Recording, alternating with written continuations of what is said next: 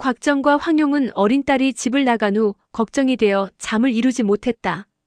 곽양의 행방을 찾기 위해 여기저기에 사람들을 파견했지만 전혀 소득이 없었다.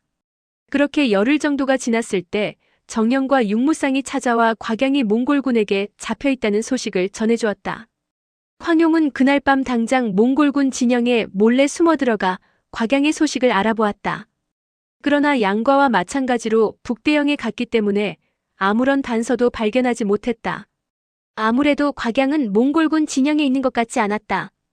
그러나 지금까지 아무런 소식도 들리지 않는 건 결코 좋은 징조가 아니었다. 듣자 하니 몽골 대군은 또다시 군량을 모아들이고 있다는 소식이었다. 그렇다면 당장 남침할 우려는 없을 것 같았다.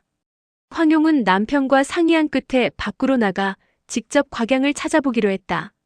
황용은 2마리의 수리를 데리고 길을 나섰는데 혹시라도 급한 일이 생기면 수리를 통해 소식을 전하기 위해서였다. 정영과 육무상도 황용과 동행하겠다고 고집을 부려 세 사람은 몽골군을 피해 서북쪽을 향해 길을 나섰다. 양이가 이번에 집을 나간 건 양과에게 자결하지 말라고 권하기 위해서겠지. 지난번에 동광과 풍릉 나루터에서 양과를 만났다고 했으니 이번에도 그곳으로 갔을지 몰라. 그렇게 생각한 황용은 풍릉 나루터로 향했다. 곽양이 양양을 떠날 때는 가을이 시작될 무렵이었다. 그러나 지금은 이미 날씨가 제법 쌀쌀해졌다. 세 사람은 가는 곳마다 곽양의 소식을 알아보며 풍릉 나루터에 도착했다. 날씨는 이미 초겨울에 접어들어 있었다. 세 사람은 풍릉 나루터에서 백방으로 수소문해 보았지만 누구도 곽양을 본 사람은 없었다. 세 사람은 강을 건너 산양으로 향했다. 그곳은 높은 산이 북풍을 가로막고 있어서인지 날씨가 비교적 포근했다. 무너진 담벼락 사이로 꽃이 한 무더기 피어 있었는데 꽃의 색깔이 곱고 선명했다. 황용이 감탄한 듯 말했다. 해당화가 참 예쁘게 피었구나. 그 말에 정영과 육무상도 다가와 예쁜 꽃을 보며 수다를 떨었다. 그때 웽웽 하는 소리와 함께 큰 벌 한 마리가 날아오더니 정영이 들고 있던 해당화 주변을 빙빙 돌다가 꽃에 앉았다. 해당화는 색은 곱지만 냄새가 없어서 꿀벌이 찾지 않는 꽃이었다. 회색 벌은 일반 꿀벌보다 배는 커 보였다. 이 벌은 소용녀가 키우던 옥봉인 것 같은데 왜 이런 곳에 있는 걸까?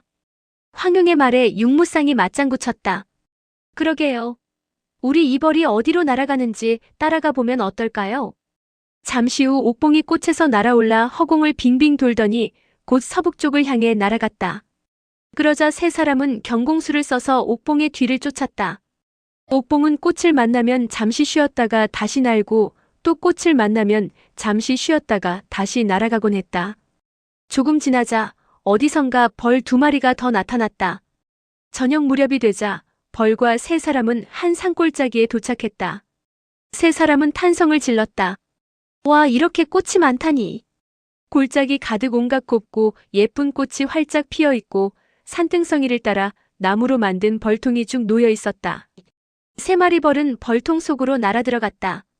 고개를 들어보니 다른 쪽 산등성이에 초가집 3채가 나란히 있었는데 가운데 초가집 앞에는 작은 여우 2마리가 눈을 굴리며 세 사람을 바라보고 있었다. 그때 끼익 하는 소리가 나면서 왼쪽 집의 살인문이 열리더니 검은 머리에 동안인 한 노인이 나왔는데 그 사람은 다름 아닌 노안동 주백통이었다. 황용은 너무나 반가워 큰 소리로 외쳤다. 노안동, 누가 왔는지 보세요. 주백통도 황용을 보자 반가운 듯 웃으며 달려나왔다. 그때 또다시 오른쪽 초가집에서 살인문이 열리더니 누군가 웃으며 말했다. 황량한 산속에 귀한 손님이 오셨군요. 그 소리에 고개를 돌려보니 1등 대사가 온화한 미소를 지으며 합장을 하고 있었다. 황용도 다가가 허리를 숙여 인사했다. 대사님께서도 같이 계셨군요. 뜻밖인데요. 제가 차를 대접할 터이니 이리로 드시지요. 그러자 세 사람과 주백통은 1등 대사의 초가집 안으로 들어가 앉았다. 곧이어 1등 대사가 차를 내왔다. 곽 부인, 가운데 초가집에 누가 살고 있는지 짐작이 가십니까? 이 말에 주백통이 얼굴을 붉혔고 이 모습을 놓치지 않은 황용이 웃으며 예전 영고가 지었던 사장기의 일부분을 입조렸다. 황용이 사장기를 읊조리자 1등 대사는 박수를 치며 웃음을 터뜨렸다. 과연 곽 부인이십니다. 모르시는 게 없군요. 1등 대사가 문 쪽으로 나가서 큰 소리로 외쳤다. 영고, 당신의 옛날 친구가 왔으니 나와보시구려. 잠시 후 영고가 나무 쟁반을 들고 나와 손님을 맞이했다. 쟁반에는 과일이 한가득 담겨 있었다. 6사람은 다과를 즐기며 대화를 나누었다. 1등 대사와 영고 그리고 주백통은 수십 년 전 복잡한 인연으로 얽혀있는 관계였다. 그러나 세월이 많이 흘러 이제 3사람 모두 나이가 많이 들었다. 그들은 모든 원한을 깨끗이 잊고 이곳 백화국에서 함께 은거하며 벌을 기르고 채소를 가꾸면서 노년을 즐기고 있었다. 황용은 양양의 영웅대연에서 있었던 여러 가지 일에 관해 이야기했다. 그날 밤 황용 등 3사람은 모두 영고의 방에서 하루를 묵었다. 다음 날 아침 황용이 일어나 밖으로 나가자 주백통이 손바닥에 옥봉을 올려놓고 마치 춤이라도 추듯 손발을 움직여댔다. 매우 의기양양한 모습이었다. 그 모습을 보며 황용이 미소 지었다. 노환동 무슨 일인데 그렇게 기분이 좋아요? 그러자 주백통이 환하게 미소 지으며 말했다. 황용, 내 솜씨가 날로 향상되고 있어. 대단하지? 황용은 주백통이 세상에서 가장 좋아하는 게 바로 무학과 장난이라는 걸 잘 알고 있었다. 그녀는 주백통이 또 어떤 기상천외한 무공을 만들었을까 기대됐다. 노환동, 이번에는 또 어떤 대단한 무공을 만들어내셨나요? 그 말에 주백통이 고개를 가로저었다. 이번에는 무공이 아니야. 그러면서 손에 들고 있던 옥봉을 높이 쳐들며 의기양양한 목소리로 말했다. 벌을 기르는 솜씨를 말하는 거야. 그러자 황용이 입을 삐죽거렸다. 이 옥봉은 소용녀가 노환동께 드린 것이잖아요. 그게 뭐 대단하다고 그러세요? 모르는 소리. 소용녀가 내게 준 옥봉은 물론 매우 좋은 품종이지만 내가 개발한 기술로 길러낸 벌들은 세상에 없는 새로운 종이야. 이제 소용녀는 나와는 비교도 안 돼. 그 말에 황용이 큰 소리로 웃었다. 정말 노환동께서는 갈수록 낯이 두꺼워지는군요. 허풍치는 솜씨는 가히 천하제일이십니다. 황용의 비꼬는 말에도 주백통은 화내지 않고 함께 웃었다. 황용, 인간은 만물의 영장이라고들 하잖는가. 사람들은 몸에 꽃이나 글자를 새기기도 하고 호랑이나 용 같은 동물을 그리기도 하지. 어떤 이들은 천하태평 같은 글씨를 새기기도 하지. 그런데 사람 외에 동물이나 곤충에게도 몸에 글자를 새긴다는 말을 들어본 적이 있나? 호랑이나 표범 등은 얼룩무늬가 있고 호랑나비나 독사 등은 몸에 화려한 꽃무늬가 있지요. 그건 무늬고 글자를 새긴 동물이나 곤충을 본 적이 있느냐 말이야? 사람이 새긴 것 말고 저절로 새겨진 것을 말씀하시나 보군요. 글쎄요, 본 적 없는데요. 좋아, 내가 오늘 귀한 구경을 시켜주지. 그러면서 주백통은 왼손을 황용의 눈앞으로 뻗었다. 과연 손바닥에 놓인 커다란 벌의 날개에 글자가 새겨져 있었다. 황용은 그 글자를 자세히 들여다보았다. 옥봉의 오른쪽 날개에는 정곡절하고 적혀 있고 왼쪽 날개에는 아제절이라고 쓰여 있었다. 황용은 너무 놀라서 계속 중얼거렸다. 정곡저, 아제절, 정곡저, 아제절. 이 글씨들은 절대 저절로 생긴 게 아니야. 분명 누군가가 새긴 게 분명해. 노환동의 성격상 이런 세심함과 인내력을 필요로 하는 일은 하지 않았을 거야. 황용은 아무 내색도 하지 않고 웃으며 말했다. 이게 무슨 천하에 둘도 없는 벌이에요? 노환동이 연고를 시켜 가는 바늘로 새긴 거잖아요. 제가 속을 것 같아요?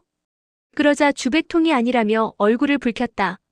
노환동은 손에 들고 있던 옥봉을 놓아준 후 황용의 손을 잡았다. 이리 와봐. 다른 것도 보여줄 테니. 노환동은 황용의 손을 잡고 산비탈을 내려가 벌통을 향해 다가갔다. 이 벌통은 다른 것과 좀 떨어진 곳에 놓여 있었다. 주백통이 손을 휘둘러 옥봉 2마리를 잡아 보여줬다. 황용이 자세히 들여다보니 한 마리의 날개에는 아무것도 쓰여 있지 않았는데 다른 한 마리의 날개에는 조금 전과 똑같은 6글자가 새겨져 있었다. 황용이 그걸 보고 고개를 갸웃거렸다. 참으로 이상한 일이군. 자연적으로 이런 일이 있을 수는 없을 테고 뭔가 있는 게 분명한데. 노환동, 몇 마리 더 잡아서 보여주세요. 그 말에 주백통이 벌 4마리를 잡아 보여주었다. 그중 2마리에는 아무 글자도 새겨 있지 않았지만 다른 2마리에는 똑같은 6글자가 쓰여 있었다. 주백통은 황용이 고개를 숙인 채 골똘히 생각에 잠긴 모습을 보고 다시 기세가 등등해졌다. 더 할 말이 있느냐? 4마리 맞지? 황용은 주백통의 말에는 대답하지 않고 낮은 목소리로 벌의 날개에 새겨진 글씨를 읊조렸다. 정곡저 아제절, 정곡저 아제절. 문득 머리를 스치고 지나가는 생각이 있었다. 그제야 글씨의 의미를 알 것 같았다. 아, 나는 절정곡 밑에 있다라는 뜻이겠죠? 황용은 가슴이 쿵쾅거리며 뛰었다. 노안동, 이 옥봉들은 노안동이 기른 게 아니라 밖에서 날아들어온 것이죠. 그러자 주백통이 얼굴을 붉혔다. 이상하네. 어떻게 알았지? 이 벌들이 언제부터 여기 있었죠? 벌써 몇 년 됐어. 처음에는 벌의 날개에 글씨가 있는 걸 몰랐는데 몇 개월이 지난 후에 우연히 발견했어. 정말 몇 년 전부터 여기 있었단 말이에요? 그렇다니까. 내가 설마 그런 것까지 널 속이겠느냐? 황용은 한참 동안 생각에 잠겨 있다가 방으로 돌아와 1등 대사, 정영, 육무상 등과 이 일을 상의했다. 그러곤 곽양이 걱정되어 당장 길을 떠나기로 했다. 그러자 1등 대사도 그들과 동행하겠다며 나섰다. 어차피 달리 할 일이 있는 것도 아니니 우리도 함께 가겠소이다. 일전에 따님이 이곳에 왔을 때 보니 참으로 밝고 명랑한 아이더군요. 참 마음에 들었습니다. 황용은 감사의 인사를 하기는 했으나 마음이 더욱 어두워졌다. 1등 대사께서 함께 가겠다고 하는 걸 보니 양이가 위험에 처했다고 생각하시는 모양이구나. 그러지 않고서야 조용히 수련할 수 있는 이곳을 떠나겠다고 하지 않으셨겠지? 재미있고 신나는 일을 좋아하는 주백통이 빠질 리 없었다. 결국 1등 대사, 주백통, 영고도 모두 황용 일행과 동행하게 되었다. 경이야 어쨌든 황용은 고수 3명과 함께 갈 수 있게 되어 마음이 든든했다. 6사람의 무공과 지혜라면 세상 어떤 적을 만나도 두려울 게 없을 듯했다. 황용 일행은 2마리의 수리와 함께 서쪽을 향해 길을 나섰다. 한편 양과는 12월 초이틀에 절정곡에 도착했다. 16년 전 소용녀와 다시 만나기로 약속한 날보다 닷새나 빨리 도착한 셈이었다. 때는 이미 한겨울이어서 날씨가 매우 추웠다. 절정곡은 이제 사람의 그림자를 찾아볼 수 없었다. 양과는 16년 전 절정곡을 떠난 이후 몇 년에 한 번씩 이곳에 들러 며칠 묵어가곤 했다. 혹시라도 남의 신이가 자비를 베풀어 소용녀를 일찍 돌려보내줄지도 모르기 때문이었다. 비록 매번 허탕을 치기는 했으나 올 때마다 약속한 날이 점점 가까워졌다는 것으로 위안을 삼곤 했다. 오랜만에 다시 와보니 절정곡 주변은 온통 풀이 무성하게 자라 황량하고 적막하기 그지없었다. 그리고 누군가 다녀간 듯한 흔적도 없었다. 양과는 단장회로 가서 돌다리를 건너 소용녀가 검으로 새긴 글씨를 만져보았다. 그리고 그동안 자라난 이끼를 벗겨냈다. 이제 곧 약속한 날이 다가온다고 생각하니 가슴이 두근거렸다. 드디어 닷새가 지나고 소용녀와 만나기로 한 12월 초일해가 되었다. 양과는 이미 이틀 동안 제대로 잠을 자지 못했다. 이날 양과는 단장회에서 한 발짝도 자리를 뜰 수 없었다. 아침부터 저녁까지 미풍의 나뭇가지만 조금 흔들려도 바람에 꽃잎 한 장만 떨어져도 깜짝 놀라 사방을 살펴보곤 했다. 그러나 소용녀의 모습은 어디에도 보이지 않았다. 사실 양과는 황약사와 대화를 나눈 후 남의 신이가 황용이 만들어낸 거짓임을 알았다. 그러나 절벽 위에 새겨진 글씨는 분명 소용녀가 쓴 것이었다. 그래서 어떤 사연이 있든지 간에 소용녀가 약속을 지켜주기만을 바랄 뿐이었다. 그러나 태양이 서편 저쪽으로 기울 때까지 소용녀는 나타나지 않았다. 양과의 마음도 떨어지는 해를 따라 점차 무거워졌다. 결국 사방은 칠흑 같은 어둠에 쌓이고 말았다. 순간 매서운 추위가 몸속으로 파고들었다. 양과는 마치 석상처럼 그 자리에 선 채 밤을 지새웠다. 어느덧 붉은 해가 서서히 떠올랐다. 어린 새의 지저귀는 소리가 들려오고 밝은 햇살이 절정곡을 비추었다. 그러나 양과의 마음은 꽁꽁 얼어붙어 있었다. 귓속에서 끊임없이 메아리 소리가 들리는 것 같았다. 바보야, 용이는 이미 죽었어. 16년 전에 이미 죽었다고. 독을 치료할 수 없음을 알고 자결한 거야. 행여 내가 따라서 자결할까봐 16년 후에 만나자고 거짓말을 한 거야. 용이는 날 그토록 생각해 주었는데 난 바보같이 여태 그녀의 마음을 모르고 있었다니. 양과는 비틀거리며 산을 내려갔다. 꼬박 하루 밤낮을 아무것도 먹지도 마시지도 않은 탓에 입이 마르고 목이 탔다. 양과는 물을 마시려고 시냇가로 갔다. 막 고개를 숙여 물을 마시려는데 문득 물에 비친 자신의 모습이 눈에 들어왔다. 놀랍게도 귀밑머리가 하얗게 새어 있었다. 양과는 이제 겨우 36살로 아직 흰머리가 있을 나이가 아니었다. 게다가 내공이 강하기 때문에 지금까지 많은 고생을 했음에도 흰머리가 한 가닥도 나지 않았다. 그런데 하룻밤 사이에 귀밑머리가 하얗게 변한 데다 온 얼굴이 먼지로 뒤덮인 것이 스스로도 알아볼 수 없을 만큼 초췌해 보였다. 양과는 갑자기 설움이 북받쳤다. 자리에서 벌떡 일어난 양과는 빠른 경공으로 소용녀가 새겨둔 글씨 앞으로 달려가 울부짖었다. 용아, 용아. 16년 후에 여기서 다시 만나자고 했잖아. 약속을 꼭 지키라고 당신이 이렇게 써놨으면서 왜 안 나타나는 거야? 왜? 마치 사자나 호랑이가 포효하는 듯한 소리였다. 폐에서 끓어오르는 듯한 소리에 계곡 전체가 쩌렁쩌렁 울렸다. 사방에서 메아리가 울려 퍼졌다. 왜 안 오는 거야? 왜 안 오는 거야? 왜? 용이는 벌써 16년 전에 죽었어. 그런데 나 혼자 16년을 더 살고 있었으니 이 얼마나 허무한 짓이었나? 양과는 단장의 밑 심곡을 내려다보았다. 절벽 밑은 안개에 쌓여 끝이 보이지 않았다. 양과는 그동안 여러 차례 이곳에 왔지만 한 번도 안개가 거친 절벽 바닥을 본 적이 없었다. 양과는 고개를 쳐들고 크게 포효했다. 그 소리가 어찌나 큰지 단장의 주변이 흔들리는 듯했다. 한편 그 시각 곽양은 금융국사를 따라 절정곡에 도착했다. 그때 갑자기 누군가가 왜 오지 않는 거야? 라고 소리 지르는 게 들려왔다. 슬픔과 절망으로 고통에 가득 찬 목소리였다. 그 소리로 인해 산 전체가 흔들리는 것만 같았다. 곽양은 깜짝 놀랐다. 틀림없이 양과 오빠예요. 어서 가봐요. 곽양이 먼저 달리기 시작했다. 금융국사는 다소 긴장이 되었다.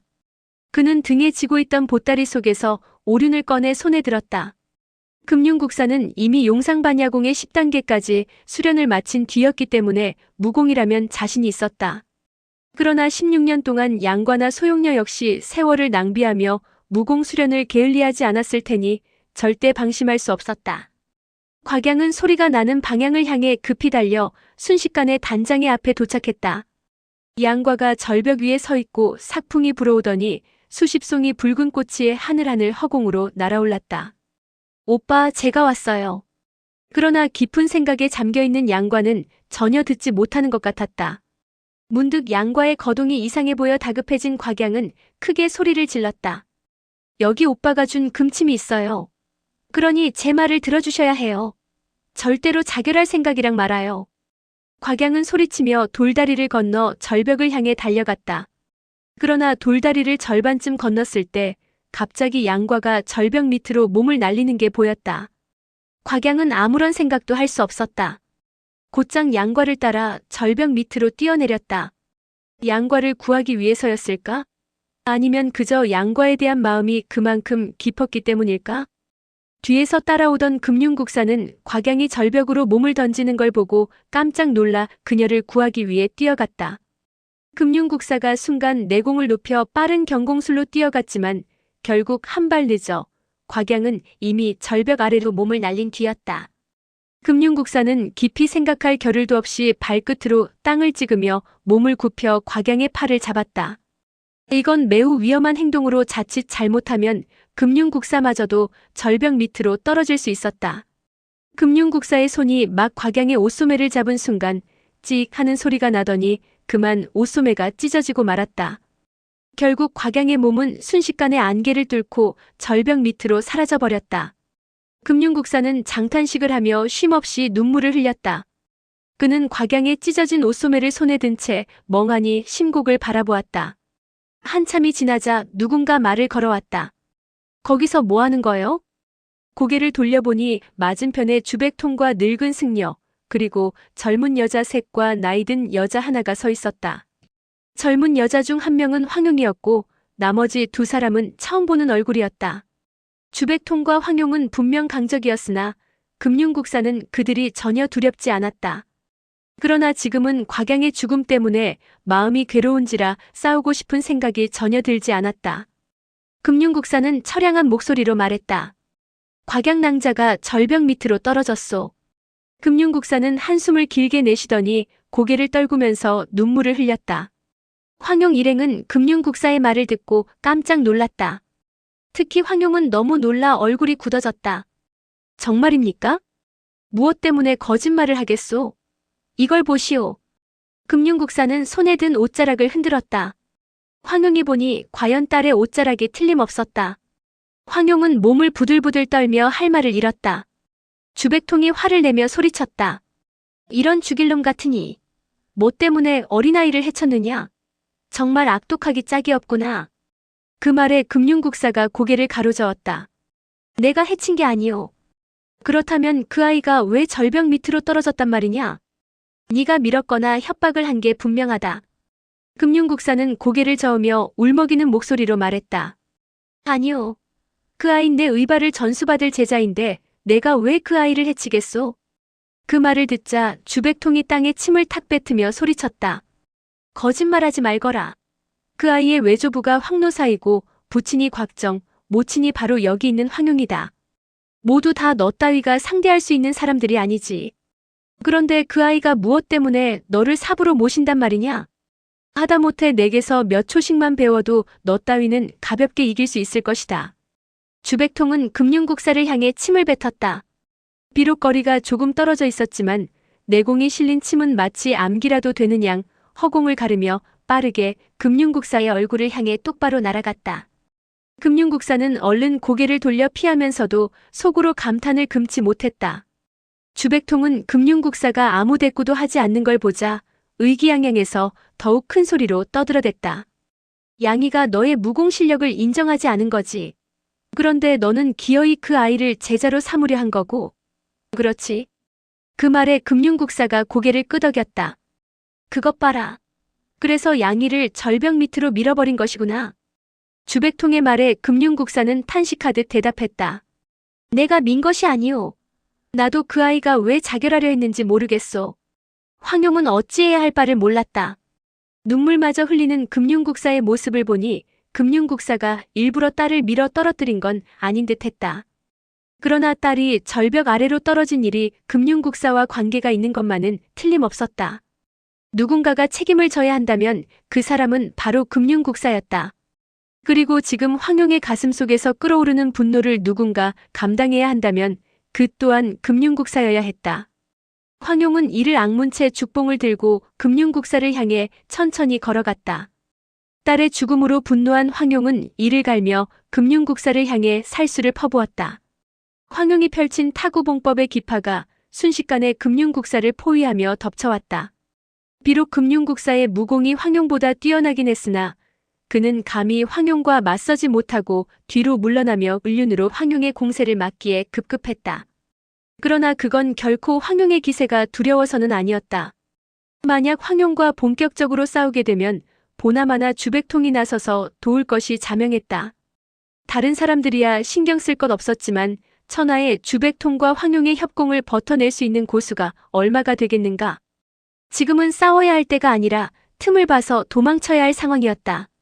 그러나 분노한 황용의 공세에서 벗어나는 게 생각처럼 쉽지는 않았다. 금융국사는 왼발에 힘을 주어 뒤로 삼척 물러선 다음 다시 몸을 날려 황용의 머리 위를 훌쩍 뛰어넘었다. 그걸 보고 황용이 죽봉을 머리 위로 휘둘렀으나 금융국사가 을륜으로 막아냈다. 황용은 숨을 들이쉬며 얼른 몸을 돌려 죽봉을 휘둘렀다.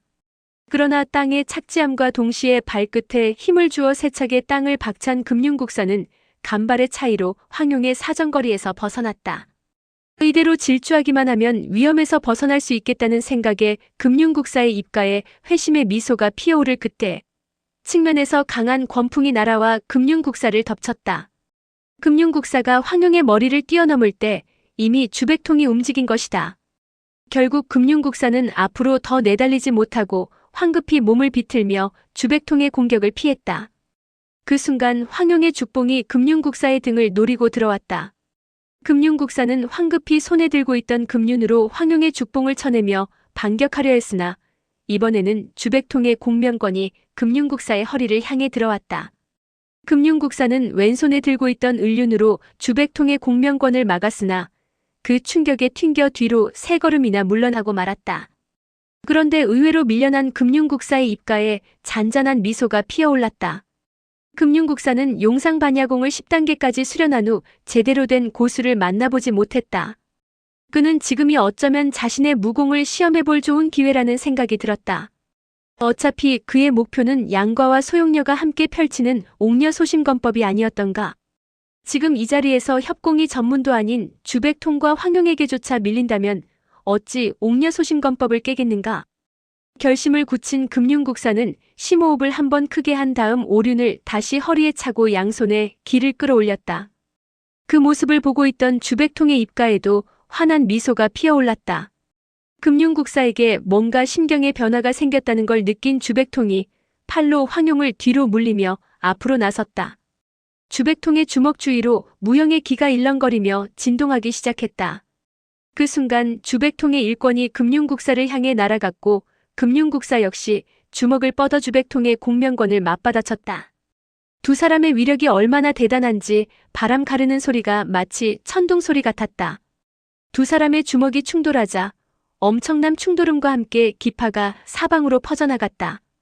그리고 그 충돌의 결과 주백통이 한 걸음 뒤로 물러나고 말았다. 밀려난 주백통은 깜짝 놀랐다. 그리고 놀라기는 금융국사 역시 마찬가지였다. 금융국사의 일격은 무게로 따지면 천근에 가까웠다. 그런데 어찌 사람의 몸으로 그런 공격을 버텨낸단 말인가? 한편 주백통은 금융국사의 내력이 대단한 걸 확인하고는 정면으로 받아내서는 안 되겠다고 생각했다. 힘 대결이 불리하다고 판단한 주백통은 공명권의 초식을 사용해 금융국사의 시선을 교란하며 공격을 퍼부었다. 그러면서도 금융국사의 무공을 유심히 살폈다. 금융국사가 금강종이 낳은 기재였듯 주백통 역시 무공에 있어서는 가히 천재였다. 원래 무공을 좋아하는 주백통은 지금까지 본 적 없는 새로운 무공을 사용하는 금융국사와의 싸움이 너무나 즐거웠다. 반면 용상반야공을 10단계까지 수련한 후 천하의 적수가 없다고 자신하던 금융국사는 내심 당황하고 있었다. 어찌된 일인지 주백통의 공명권 앞에서는 용상반야공의 위력을 제대로 발휘하지 못했다. 더구나 시간이 흐를수록 주백통이 자신의 용상반야공에 적응하는 것 같은 느낌까지 받았다. 금융국사는 10여 년 동안 고심하며 수련한 무공이 첫 시험대에서부터 아무런 성과를 거두지 못하자 화가 나서 견딜 수가 없었다. 그때 등 뒤에서 바람을 가르는 소리가 났다. 지켜만 보던 황용의 죽봉이 등에 있는 영대열을 향해 날아오고 있었다. 금융국사는 얼른 손을 뒤로 휘둘러 죽봉을 막았다. 그러자 황용의 죽봉이 그 자리에서 두동강이 나버렸다. 용상반야공의 내력이 실린 금융국사의 공격은 황용의 죽봉을 부러뜨리고도 힘이 남아 그 여파로 땅이 파이면서 주변의 흙먼지가 자욱하게 일어났다. 그 위력에 황용은 깜짝 놀라 뒤로 물러났다. 예전에도 금융국사의 무공이 뛰어나다는 건 알았지만 세월이 지난 지금은 옛날과 비교할 바가 아니었다. 대체 어떤 무공이기에 이런 위력을 발휘한단 말인가? 그때 정령과 육무쌍은 황용의 공격이 실패로 돌아가자 각각 음봉과 장검을 들고 좌우에서 금융국사를 향해 공격해 들어갔다.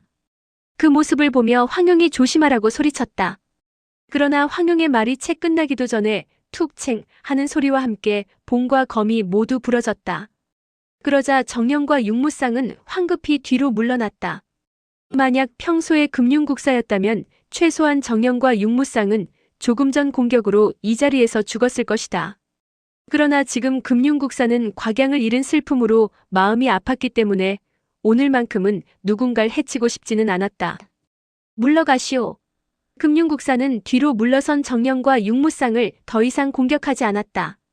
그때 검은 그림자가 휙 하고 움직이더니 영고가 금융국사에게 다가갔다. 그러자 금융국사가 장을 휘두르며 영고의 허리를 비스듬히 내리쳤다. 영고의 무공은 비록 황용에게 미치지 못하지만 그녀가 연마한 니추공은 무림에서도 손에 꼽을 만큼 뛰어난 방어술이었다. 엄청난 위력이 실린 금융국사의 일장이 영고의 허리를 가격하는 순간 영고의 몸은 마치 미꾸라지처럼 매끄럽게 금융국사의 공격을 흘려버렸다. 놀란 금융국사가 영거푸 두어 차례 공격을 가했지만 영고는 아무렇지도 않은 듯 금융국사의 공격을 흘려버렸다. 영고의 실제 무공 실력을 모르는 금융국사는 놀라지 않을 수 없었다.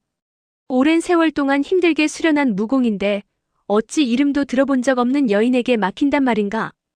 금융국사는 점차 자신감도 떨어지고 심히 마음도 상했다.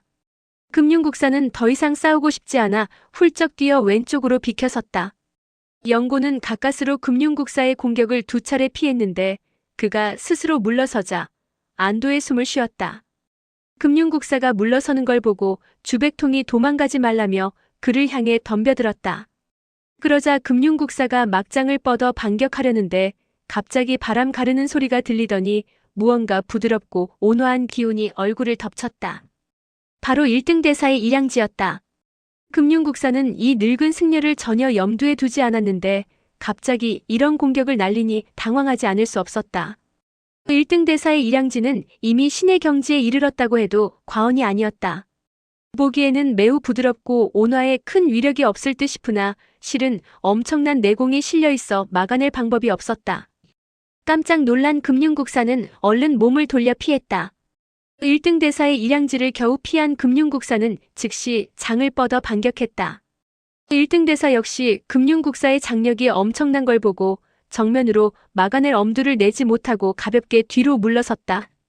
한 명은 대리국의 고승이었고 또 한 명은 몽골의 국사였다. 서로 조금도 방심할 수 없는 상대였다. 주백통은 혼자서 금융국사를 상대할 때는 흥미진진하게 싸움에 임했지만 1등 대사가 끼어드니 재미가 없었다. 1등 대사와 금융국사는 비교적 가까운 거리에 서 있었다. 그러나 서로 공격을 주고받다 보니 거리가 점점 멀어졌다.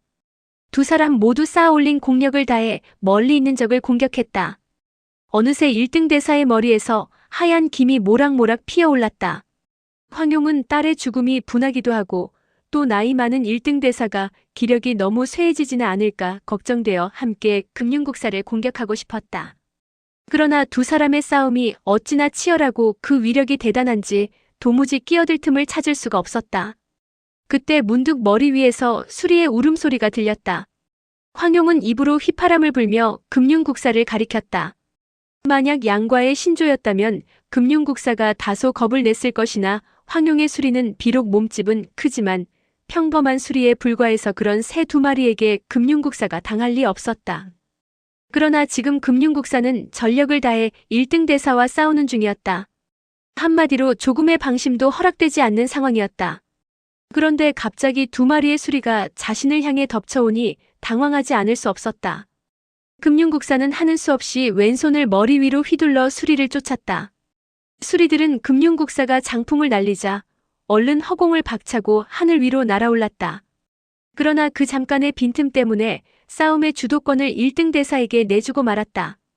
금융국사가 뒷걸음질 치는 걸 보고 수리 한 마리가 날카로운 발톱으로 눈동자를 파내기라도 할 듯한 기세로 쏜살같이 하강했다. 그걸 보고 금융국사는 하강하는 수리를 향해 왼손을 크게 휘둘렀다. 그러나 수리의 공격은 허초였다. 수리는 금융국사의 얼굴 가까이로 날아왔다가 금융국사의 손이 닿기 전에 다시 하늘로 날아올라갔다. 바로 그때 또 다른 수리 한 마리가 소리 없이 금융국사에게 다가왔다. 금융국사가 눈치를 챘을 때는 이미 수리의 발톱이 곧 금융국사의 머리에 닿으려 할 찰나였다. 그러자 금융국사는 화가 끝까지 나서 팔을 거칠게 휘둘렀다. 결국 금융국사의 주먹은 정확히 수리의 배에 맞았다. 수리는 금융국사가 머리에 쓰고 있던 흉관을 낚아채고 하늘 높이 날아올랐다. 그러나 금융국사의 주먹에 맞은 탓에 중상을 입은 모양이었다.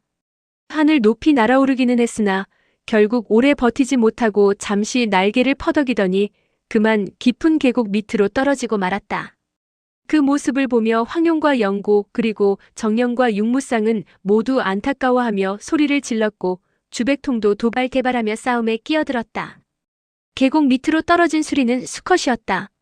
수컷이 계곡 밑으로 떨어지자 암컷은 슬픈 울음소리를 내며 짙은 안개를 뚫고 계곡 밑으로 내려가서 오래도록 올라오지 않았다. 금융국사는 주백통까지 싸움에 끼어들자 무척 부담이 되었다. 그의 무공이 아무리 강하다 하나 어찌 두절세 고수의 협공을 당해낼 수 있겠는가. 금융국사는 금륜과 을륜을 꺼내 동시에 내밀었다. 앞으로는 일양지를 막아내고 뒤로는 공명권을 막아냈다. 결국 협공에 밀리던 금융국사는 일순간 공력을 최대치로 끌어올려 1등 대사와 주백통을 향해 강한 장풍을 날림과 동시에 몸을 비스듬하게 비키며 왼쪽으로 빠져나갔다. 그러더니 순식간에 산모퉁이를 돌아 도망치기 시작했다. 주백통은 도망치지 말라며 큰 소리를 지르면서 뒤를 쫓았다.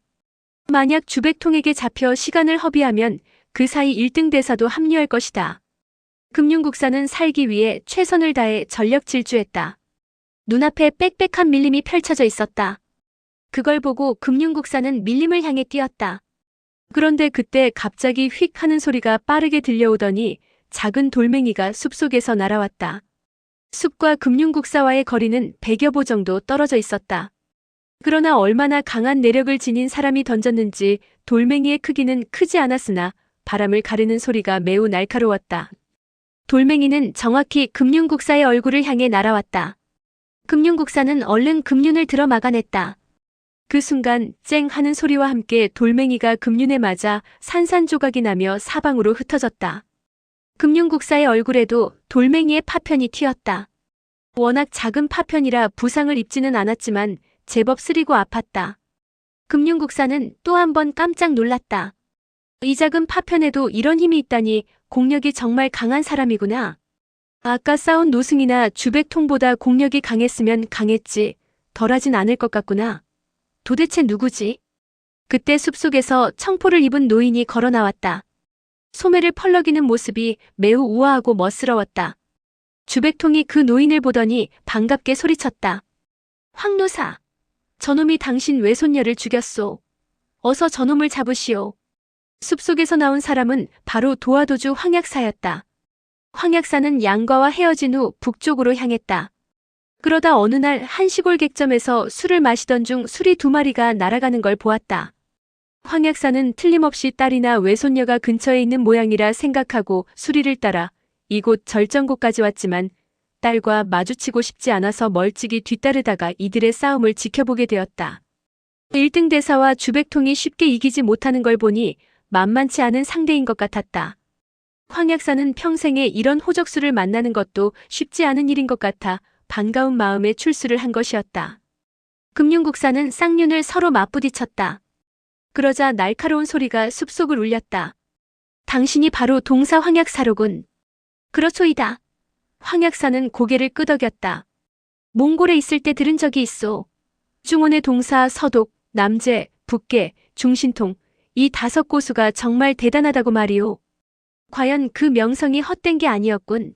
그래, 나머지 4사람은 어디에 있소? 그 말에 황약사가 대답했다. 중신통과 북계, 그리고 서독은 이미 오래전에 세상을 떠났고 저기 계시는 저 고승께서 바로 남제시오. 그리고 여기 계시는 주형은 바로 중신통의 사제시오. 듣고 있던 주백통이 소리쳤다. 만약 우리 사형이 살아계셨다면 너는 열초식도 상대하지 못했을 것이다. 3사람은 금융국사를 사이에 두고 둥글게 섰다. 금융국사는 1등 대사와 주백통 그리고 황약사를 번갈아 가며 바라보더니 오륜을 땅에 던졌다. 그러고는 고개를 쳐들며 장탄식을 했다. 1대1로 싸운다면 하나도 두렵지 않건만. 그러자 주백통이 호통쳤다. 오늘이 무슨 화산농검을 하는 날도 아니고 천하제일의 명성을 겨루는 것도 아닌데 무엇 때문에 굳이 1대1로 싸운단 말이냐? 너처럼 나쁜 짓만 일삼는 놈은 반드시 없어져야 한다. 그 말에 금융국사가 한숨을 내쉬었다. 중원의 5고수 중 2명을 베었으니 오늘 3분의 손에 죽는다 해도 여한이 없습니다. 다만 용상반야공을 전수하지 못하고 죽는 게 아쉬울 따름이요. 말을 마친 금융국사는 오른손을 쳐들더니 자기 정수리를 내리치려 했다. 그 순간 주백통이 급하게 금융국사의 손을 잡으며 그의 자결을 막았다. 잠깐 기다리시오. 그러자 금융국사가 버럭 화를 냈다. 죽으면 죽었지 모욕을 당할 수는 없소이다. 어서 손을 놓으시오. 그 말에 주백통이 아주 진지하게 말했다. 당신의 용상반야공은 정말 대단한 무공이었소. 그런데 그런 무공을 전수하지 않고 죽는다니 그게 말이나 되는 소리요? 우선 내게 그 무공을 전수해준 후에 자결해도 늦지 않소이다. 주백통의 진지한 태도에 금융국사뿐 아니라 황약사와 1등 대사도 잠시 말문이 막혔다. 금융국사가 막 대답하려는데 퍼덕거리며 날갯짓하는 소리가 들리더니 암컷 수리가 수컷 수리를 등에 업고 절벽 아래에서 날아올라왔다. 수리의 몸은 온통 물에 젖어 있었다. 절벽 바닥이 연못인 모양이었다. 수컷 수리가 가쁜 숨을 내쉬는 모습을 봐서는 이미 가망이 없을 듯했다. 그런데도 오른발에 금융국사의 홍관을 꼭 붙잡고 있었다. 그런데 암컷이 수컷을 내려놓은 후 다시 절벽 밑으로 내려갔다. 잠시 후 암컷은 등에 사람을 업고 다시 올라왔는데 암컷 등에 업힌 사람은 다름 아닌 곽양이었다. 황용은 너무 기뻐서 큰 소리로 딸의 이름을 부르며 뛰어갔다. 황용은 수리의 등에서 딸을 부축해 내렸다. 금융국사 역시 곽양이 무사히 돌아온 걸 보자 뛸 듯이 기뻐하며 곽양을 바라보았다. 그때 금융국사의 팔을 잡고 있던 주백통은 1등 대사와 황약사를 향해 눈을 찡긋거리며 신호를 보냈다. 그러자 동사와 남재는 동시에 손을 뻗어 금융국사의 오른쪽 겨드랑이와 왼쪽 가슴에 혀를 찍었다. 만약 다른 사람이라면 설사 금융국사의 혀를 찍었다 해도 별 효과가 없었을 것이지만 이미 입신의 경지에 접어든 동사와 남재의 점혈법을 어찌 금융국사가 당해낼 수 있겠는가. 혀를 찍힌 금융국사는 곧 비명을 지르며 몸을 휘청거렸다. 그러자 주백통이 금융국사의 등에 있는 지향혈을 주먹으로 쳤다. 조용히 누워있거라. 주백통이 웃으며 말했다. 무사히 돌아온 곽양을 보며 미친 듯이 기뻐하던 금융국사는 그만 무방비 상태에서 절세 고수들의 공격을 당했다. 금융국사는 두 다리에 힘이 빠지면서 서서히 그 자리에 주저앉았다. 그가 쓰러지는 모습을 보며 1등 대사 등 세 사람은 놀란 눈빛을 주고받았다. 우리 세 사람에게 요열을 찍혔는데도 곧장 쓰러지지 않고 저렇게 버티다니 정말 대단하구나. 세 사람은 급히 곽양에게 다가갔다. 엄마, 그 사람이 아래에 있어요. 어서 구해주세요. 심신이 극도로 지친 곽양은 겨우 몇 마디를 내뱉고는 그대로 기절해버렸다. 1등 대사가 곽양의 손목을 잡아 맥을 짚었다. 괜찮소. 그냥 놀란 것뿐이요. 1등 대사는 곽양의 등을 몇 차례 두드려 주었다. 잠시 후 곽양이 서서히 눈을 떴다. 오빠는요? 올라왔어요? 양과가 아래에 있니? 황용이 묻자 곽양이 고개를 끄덕였다. 황용은 딸의 몸이 젖어 있는 걸 보고 물었다. 절벽 밑이 연못이더냐? 곽양은 고개를 끄덕이며 눈을 감았다. 더 이상 말할 기력이 없는 듯했다. 양과가 밑에 있다면 이번에도 수리에게 부탁하는 수밖에 없구나. 황용은 휘파람을 불어 수리를 불렀다. 그러나 몇 차례 휘파람을 불었는데도 수리는 날아오지 않았다. 황용은 이상한 생각이 들었다. 수십 년 동안 한 번도 이런 일이 없었는데 오늘은 왜 자신의 부름에 응답하지 않는 것일까? 황용이 또 한 번 길게 휘파람을 불자 암컷 수리가 날개를 펼치고 하늘로 날아올라 몇 바퀴 원을 그린 뒤에 슬픈 울음소리를 냈다. 그러더니 쏜살같이 아래로 치달렸다. 황용은 불길한 생각이 들어 안 된다고 소리질렀다. 그러나 암컷 수리는 황용이 부르는 소리에도 아랑곳하지 않고 곧장 큰 바위에 부딪히더니 그만 머리가 깨져 죽고 말았다. 모두들 깜짝 놀라 수리에게 다가갔다. 알고 보니 수컷 수리가 벌써 숨이 끊어진 지 오래였다. 모두들 암컷 수리의 깊은 의리에 감탄한 듯 한숨을 내쉬었다. 황용은 어려서부터 함께 놀던 수리가 죽자 마음이 아파 눈물이 쉴 새 없이 흘러내렸다. 시간이 조금 흐른 후 정령이 말했다. 사부님, 사자 양오빠가 저 밑에 있는데 어떻게 구해야 하죠? 그 말에 황용이 눈물을 닦으며 딸에게 물었다. 양아, 저 밑의 상황을 자세히 이야기해보렴. 곽양은 조금 기력을 회복한 듯 또박또박 말했다. 뛰어내리자마자 깊은 물속에 빠졌어요. 놀라고 당황해서 물을 많이 마셨는데 갑자기 몸이 물 위로 떠오르는 거예요. 정신을 차려보니 오빠가 내 머리카락을 잡고 나를 끌어내고 있었어요. 황용은 다소 안심이 되었다. 연못 옆에 바위 같은 것이 있어서 몸을 기댈 수 있었나 보구나. 연못 옆은 온통 큰 나무로 둘러싸여 있었어요. 그런데 넌 어쩌다 절벽 밑으로 떨어진 것이냐? 오빠도 날 구하자마자 첫 마디가 그거였어요. 난 오빠에게 금침을 건네주면서 절대로 자결하면 안 된다고 말했어요. 오빠는 나를 뚫어져라 바라보며 아무 말도 하지 않았어요. 그때 수리가 내려와 수컷 수리를 등에 태우고 올라갔어요. 그러더니 또다시 내려와 나를 태우고 올라왔고요. 난 오빠에게 올라오라고 말했지만 오빠는 아무 말도 하지 않고 나를 들어 수리의 등에 태웠어요. 엄마, 어서 수리를 내려보내 오빠를 구해주세요. 황용은 수리가 죽었다는 말은 차마 하지 못하고 그저 겉옷을 벗어 딸의 몸을 덮어주었다. 과가 당장 위험한 건 아닌 모양이니 시간이 좀 걸리더라도 긴 밧줄을 만들어 구하는 수밖에 없겠다. 황용의 말에 모두들 고개를 끄덕이며 나무 껍질을 벗기기 위해 흩어졌다. 그렇게 1등 대사와 황약사 그리고 주백통과 황용은 나무 껍질을 벗겼고 정영과 육무상 그리고 영고는 나무 껍질을 비벼 밧줄을 만들었다. 밤새도록 쉬지 않고 밧줄을 만든 일행은 밧줄의 한쪽 끝에 돌을 매달고 다른 한쪽 끝을 큰 나무에 감아 절벽 밑으로 늘어뜨렸다. 밧줄은 충분히 길었기에 안개를 뚫고 깊은 절벽 밑으로 내려갔다. 그러는 사이사이에 곽양에게 황용은 어떻게 하다가 금융국사에게 잡히게 되었는지 그 과정을 간략하게 들었다. 밧줄이 절벽 밑으로 내려간 지도 한참이 지났는데 양관은 절벽 밑에서 아무런 신호도 보내오지 않았다. 그러자 황약사가 옥소를 꺼내 내공을 실어 불기 시작했다. 옥소 소리가 멀리 울려 퍼졌다. 양과가 옥소 소리를 듣는다면 분명 장소를 발해 답할 것이었다. 그러나 황약사가 한 곡을 모두 연주하도록 절벽 밑에서는 하얀 안개만 모락모락 피어오를 뿐 아무런 소리도 들려오지 않았다. 잠시 생각에 잠겨있던 황용이 갑자기 검을 꺼내 굵은 나뭇가지를 베었다. 그 위에 무사한지 연락바람이라고 새긴 후 나뭇가지를 절벽 밑으로 던졌다. 그러나 한참이 지나도 절벽 밑에서는 아무런 소리도 들리지 않았다. 모두들 무거운 표정으로 서로를 마주 보았다. 정령이 말했다. 절벽이 깊다고는 하나 이 정도면 밧줄이 절벽 밑까지 닿았을 거예요. 제가 한번 내려가 볼게요. 아니야, 내가 갈 거야. 정령의 말에 행여 기회를 빼앗길까 겁이 난 주백통은 다른 사람들의 대답을 기다리지도 않고 밧줄을 손에 잡더니 곧장 미끄러져 내려갔다.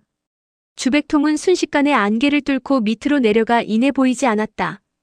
약 반 시진 정도 지났을까 주백통이 원숭이처럼 밧줄을 잡고 올라왔다. 머리며 수염에 온통 이끼가 묻어 있었다. 양과는커녕 개미 새끼 한 마리 안 보이던데. 주백통이 머리를 절레절레 흔들자 모두들 의아한 눈빛으로 곽양을 바라보았다. 곽양은 거의 울 듯한 표정이 되었다.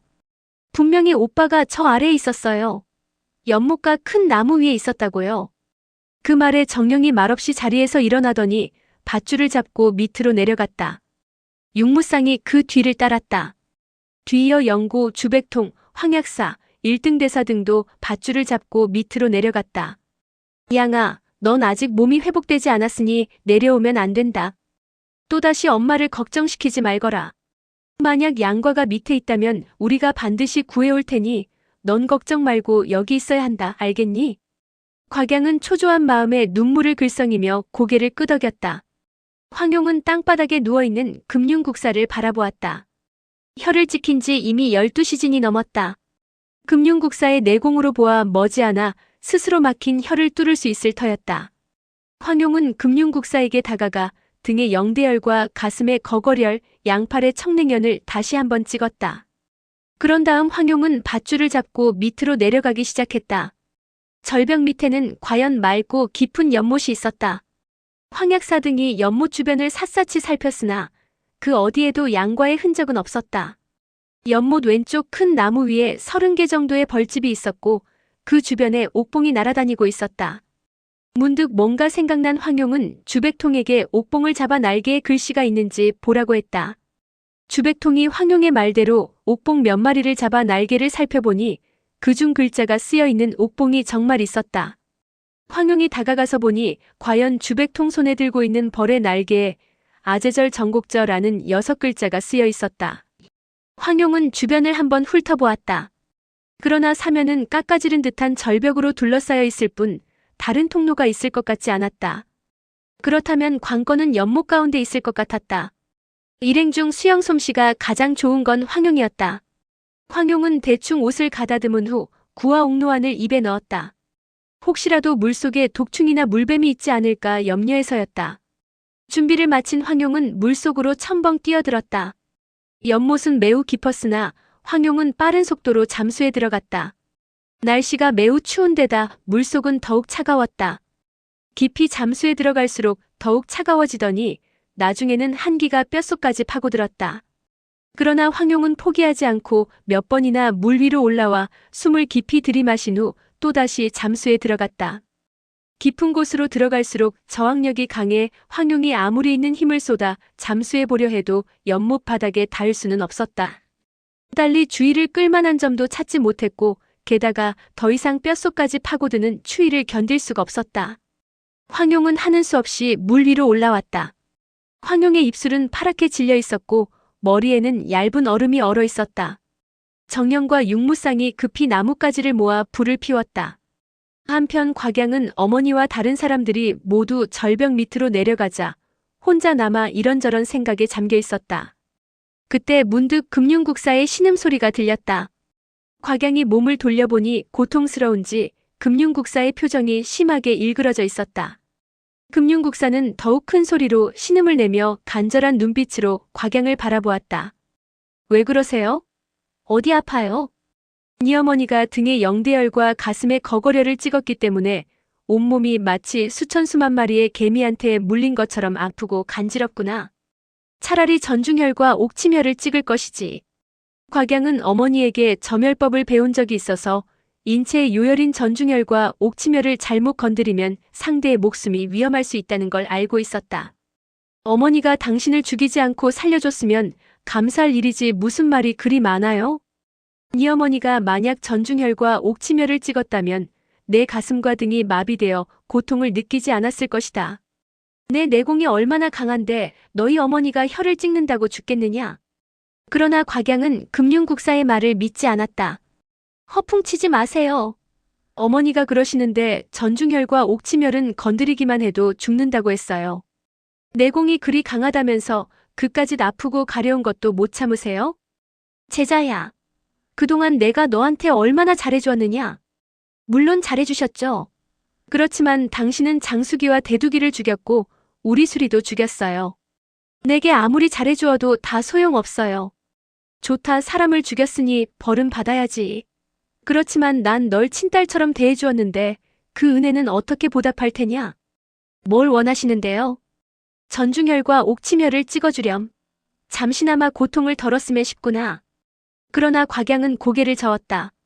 나보고 당신을 죽이라고요? 싫어요. 걱정 말거라. 네가 혈을 찍어도 난 절대로 죽지 않는다. 잠시 후 네 어머니가 올라오시면 살려달라고 사정해봐야지 이대로 죽을 수는 없지 않겠느냐? 금융국사의 태도는 무척 진지했다. 정말 괜찮을까? 곽양은 손을 뻗어 가슴에 전중혈을 가볍게 찍었다.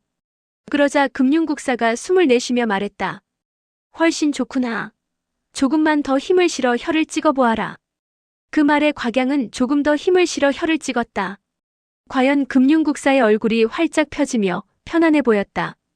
전혀 아픈 것 같지 않았다. 다만 얼굴빛이 붉은색에서 흰색으로 흰색에서 다시 붉은색으로 바뀌었다. 조금 더 힘을 주어라. 그러자 곽양은 부모에게 전수받은 점혈법대로 금융국사의 전중혈을 힘껏 찍었다. 좋다. 이제 가슴이 아프지 않구나. 어떠냐? 죽지 않았지? 곽양은 신기하기만 했다. 옥침혈도 찍어드릴게요. 곽양은 처음에는 가볍게 찍어 시험을 해보았다. 역시 아무 일도 없었다. 곽양은 힘을 주어 옥침혈을 찍었다. 고맙다 고마워. 금융국사는 잠시 눈을 감고 운기를 하는가 싶더니 갑자기 그 자리에서 벌떡 일어났다. 이제 가자. 그러면서 금융국사가 왼손을 뻗어 곽양의 손목을 잡았다. 당신 어떻게 된 거예요? 곽양이 깜짝 놀라 물었다. 그러자 금융국사가 음침하게 웃으며 말했다. 나 금융국사가 겨우 역궁환혈 따위의 조잡한 무공도 못할 줄 알았더냐? 말을 마친 금융국사가 발끝에 힘을 주어 땅을 세차게 박차더니 곽양을 데리고 달리기 시작했다. 이 거짓말쟁이. 사기꾼. 곽양은 자신의 어리석음이 후회되어 견딜 수가 없었다. 사실 역궁환혈은 결코 간단한 무공이 아니었다. 그건 몽골 금강종의 무공 중에서도 극히 심오하고 어려운 무공이었다. 그 쓰임이 구양봉이 전신 경맥을 역행시키는 것보다 못하기는 하지만 어쨌든 익히기 매우 어려운 무공임은 틀림없었다. 이 무공은 익히기는 매우 어려운 반면 쓸 일은 많지 않았기에 배우는 사람이 거의 없었다. 곽양이 전중혈과 옥침혈을 찍었을 때 금융국사는 이미 경맥과 궁혈의 위치를 바꿔놓았다. 곽양은 행여 금융국사의 생명을 해치게 될까봐 걱정하며 혀를 찍었지만 사실은 금융국사의 혀를 풀어준 것이었다. 금융국사는 눈 깜짝할 사이에 곽양을 데리고 수장을 달렸다. 그러다 문득 발걸음을 멈추고 절벽 쪽으로 고개를 돌렸다. 만약 지금 저 밧줄을 끊어버리면 주백통, 1등 대사, 황약사, 황용 등은 모두 저 아래에서 목숨을 잃을 것이다. 그런 생각이 들자 금융국사는 다시 밧줄이 있는 곳으로 가서 수도를 치켜들어 밧줄을 끊으려 했다. 그걸 보고 곽양은 깜짝 놀라서 얼른 팔꿈치로 금융국사의 겨드랑이를 쳤다. 곽양의 팔꿈치는 금융국사의 연애켜를 정확히 찍었다. 최근 금융국사에게 무공을 배운 곽양은 실력도 크게 늘었고 힘도 예전보다 강해졌다. 게다가 아직 금융국사는 혈이 완전히 풀리지 않은 상태인지라 뜻밖의 공격에 즉시 상체가 마비되면서 온몸의 기력이 빠지고 말았다. 곽양은 있는 힘껏 때리고 꼬집으며 금융국사의 손을 비틀어 손목을 빼냈다. 그러고는 양손을 금융국사의 등에 대고 소리쳤다. 나쁜 중 같으니 절벽 밑으로 밀어버릴 거야. 금융국사는 깜짝 놀라 얼른 내공을 운기에 막힌 혀를 뚫으면서 일부러 큰 소리로 웃었다. 너 정도의 힘으로 날 밀 수 있을 것 같으냐? 금융국사의 태연한 태도에 곽양은 문득 동작을 멈추었다. 마음 약한 곽양은 아직 누군가를 죽여본 적이 없었기에 금융국사를 절벽 밑으로 밀 자신이 없었다. 게다가 금융국사의 혈이 아직 완전히 뚫리지 않았기 때문에 가볍게 밀기만 해도 된다는 사실을 몰랐다. 절벽 밑으로 밀지 않더라도 얼른 몇 군데의 혈을 찍기만 해도 금융국사가 꼼짝 못할 것이란 사실도 몰랐다. 더구나 조금 전 자기가 혈을 잘못 찍어 금융국사의 막힌 혈을 풀어주고 말았기에 이번에도 망설였다. 곽양은 얼른 절벽 가장자리로 다가갔다. 난 어머니와 함께 죽겠어요. 그러자 금융국사가 깜짝 놀라 진기를 들이마신 후 곽양이 찍은 연애켜를 풀었다. 곽양이 이대로 죽게 내버려둘 수는 없었다. 금융국사는 급히 곽양을 향해 달려갔다. 곽양은 금융국사가 달려오자 얼른 절벽 쪽에서 물러나 바위와 나무 사이로 도망치기 시작했다. 평지에서라면 금융국사가 한두 번 몸을 날리면 간단히 잡을 수 있었을 것이나 단장의 근처에는 이상하게 생긴 바위와 나무가 많았다. 곽양이 이리저리 빠져나가며 도망을 치자 금융국사로서도 어쩔 수가 없었다. 두 사람은 숨바꼭질이라도 하듯 사방을 뛰어다녔다. 한참을 쫓아다닌 후에야 금융국사는 겨우 곽양을 잡을 수 있었다. 손목을 잡힌 곽양이 목청 높여 어머니를 불렀다. 그러자 금융국사가 얼른 그녀의 입을 손으로 막았다. 그때 멀리서 육무상의 목소리가 들렸다. 양아, 어디 있니? 그 소리를 들은 금융국사는 안타까운 표정을 지었다. 좋은 기회를 놓쳤구나. 금융국사는 아열을 찍어 말을 할 수 없게 만든 후 곽양을 끌고 달리기 시작했다. 한편 황용 등은 절벽 밑을 자세히 살펴보았으나 아무런 흔적도 찾을 수 없었다.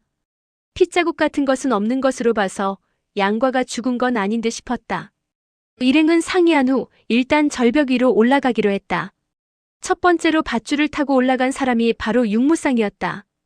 그 다음은 정령, 영고순이었다. 황용은 올라가면서 정령 등 세 사람이 딸을 부르는 소리를 들었다. 양아, 양아, 어디 있니? 절벽 위로 올라온 황용은 딸과 금융국사가 함께 사라진 걸 보고 가슴이 철렁 내려앉았다. 그녀는 급히 높은 봉우리로 올라가 사방을 살폈다. 뒤이어 황약사, 1등 대사, 주백통 등이 올라왔다. 7사람은 함께 절정곡을 샅샅이 뒤졌으나 계곡 입구에서 곽양의 신발 한 짝을 찾았을 뿐이었다. 정령이 말했다. 사자, 너무 걱정 마세요. 양이가 일부러 신발을 떨어뜨린 걸 거예요. 양이는 사자 못지않게 영리하고 총명한 아이이니 별일 없을 거예요. 황용은 금융국사가 곽양을 의발제자로 삼았다는 말을 들었기에 당분간 큰 위험은 없을 것이라 생각했다. 그래서 다소 안심이 되었지만 그래도 마음이 놓이지 않았다. 황용은 떨어져 있는 곽양의 신발을 들고 곰곰이 생각에 잠겼다. 만약 양과가 살아있다면 스스로 올라올 것이다. 우선 양이를 구해야겠다. 일행은 황용의 의견에 따르기로 한 뒤 모두 남쪽으로 향했다. 그들은 금융국사와 곽양의 행방을 수소문해 가며 길을 따라 내려갔다. 이렇게 며칠을 남아하는 도중 양양성에서 정갈이 왔다. 몽골 대군이 서쪽과 북쪽에서 각각 양양을 공격해와서 상황이 급박하게 돌아가고 있다는 소식이었다. 황용은 마음이 급해졌다. 몽골 놈들이 기어이 양양을 공격했군요. 양희의 안위는 일단 접어두고 어서 성으로 돌아가야겠어요.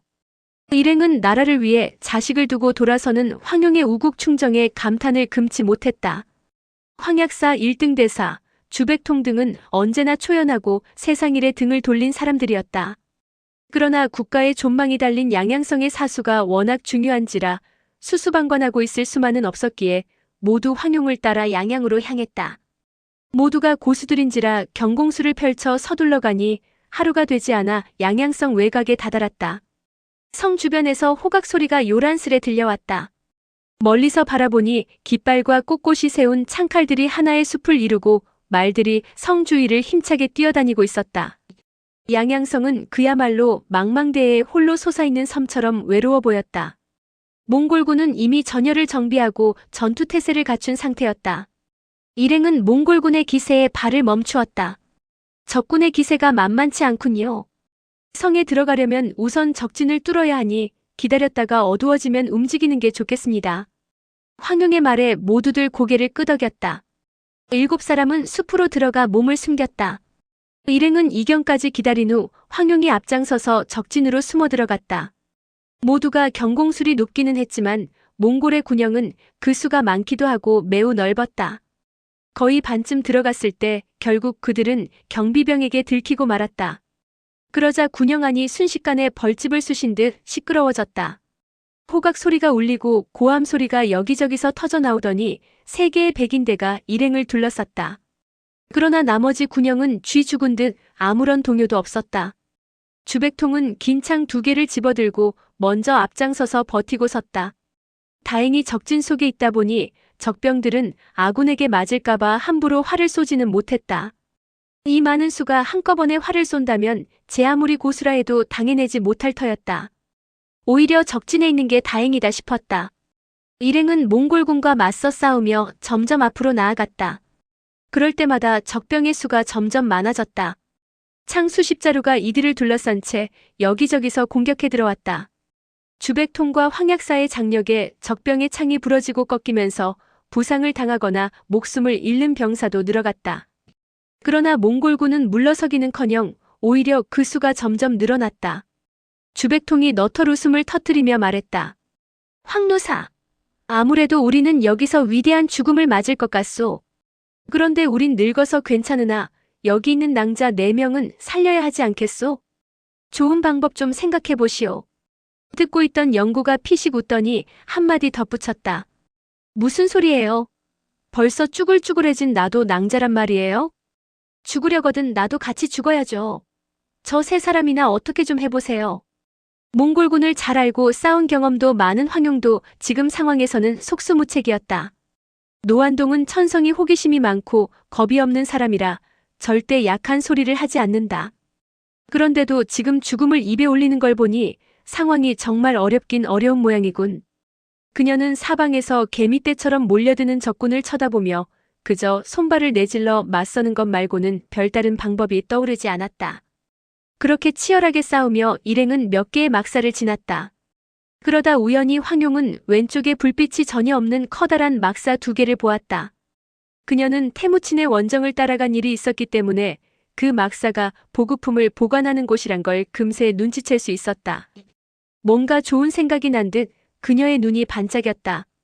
황용은 갑자기 앞으로 뛰어나가 적군의 손에서 횃불을 빼앗아 검은 막사로 달려갔다. 그걸 보고 몽골군들이 고함을 치며 뒤따랐다. 황용은 뒤도 돌아보지 않고 막사로 들어갔다.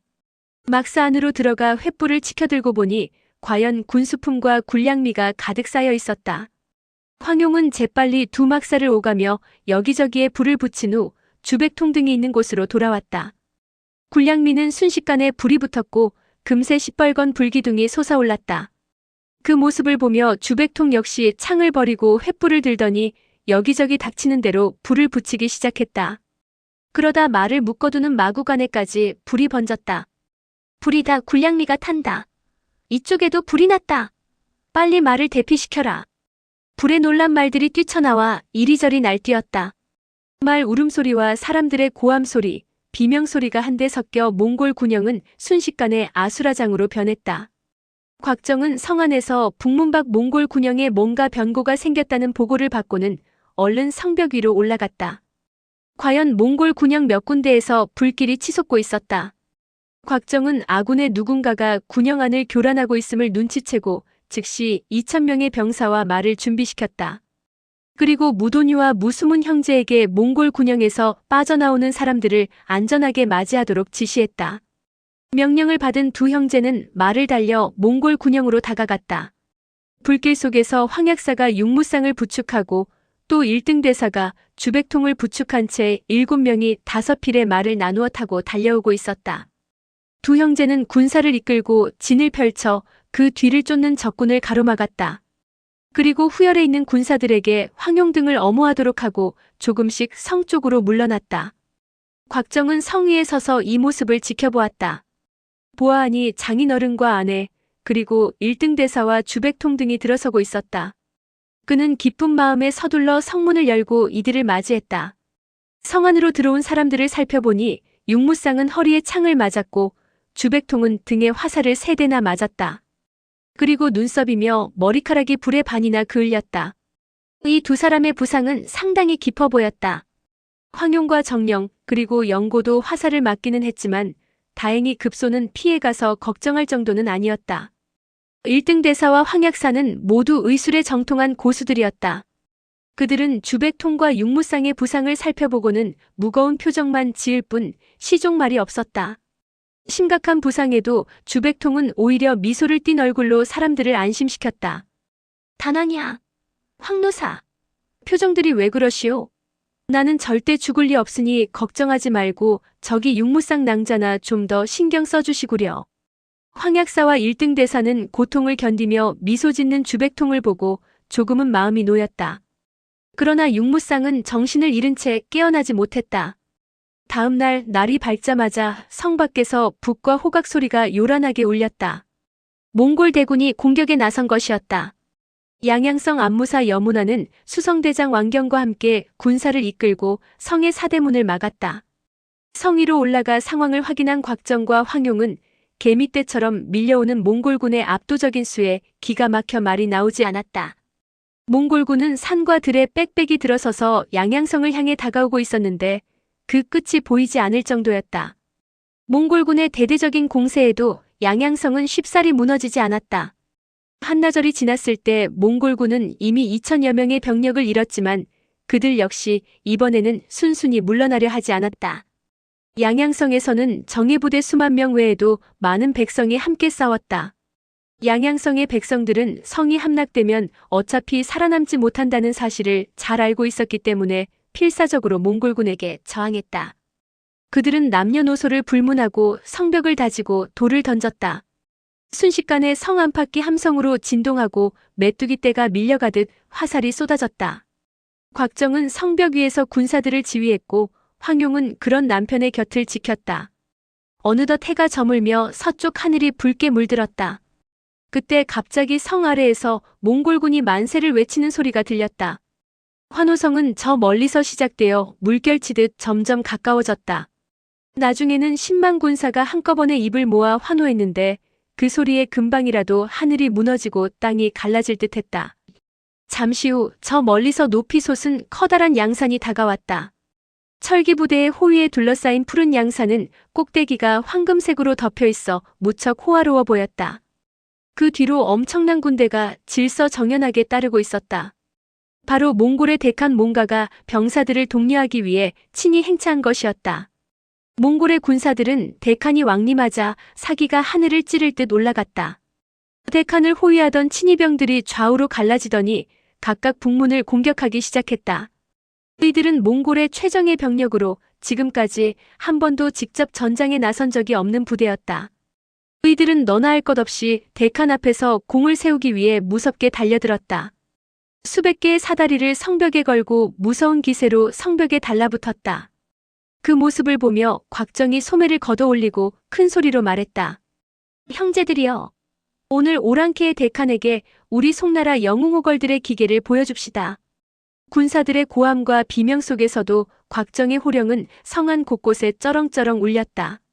하루 종일 계속된 전투에 이미 지칠 대로 지쳐있던 군사들은 곽정의 호령을 듣고 다시 기운을 차렸다. 오랑캐 놈들이 그동안 우리를 얼마나 괴롭혔는가. 오늘 아주 따끔한 맛을 보여주자. 군사들은 다시 한번 힘을 내어 전투에 매달렸다. 몽골군의 시체가 성 아래에 층층이 쌓여가고 있었다.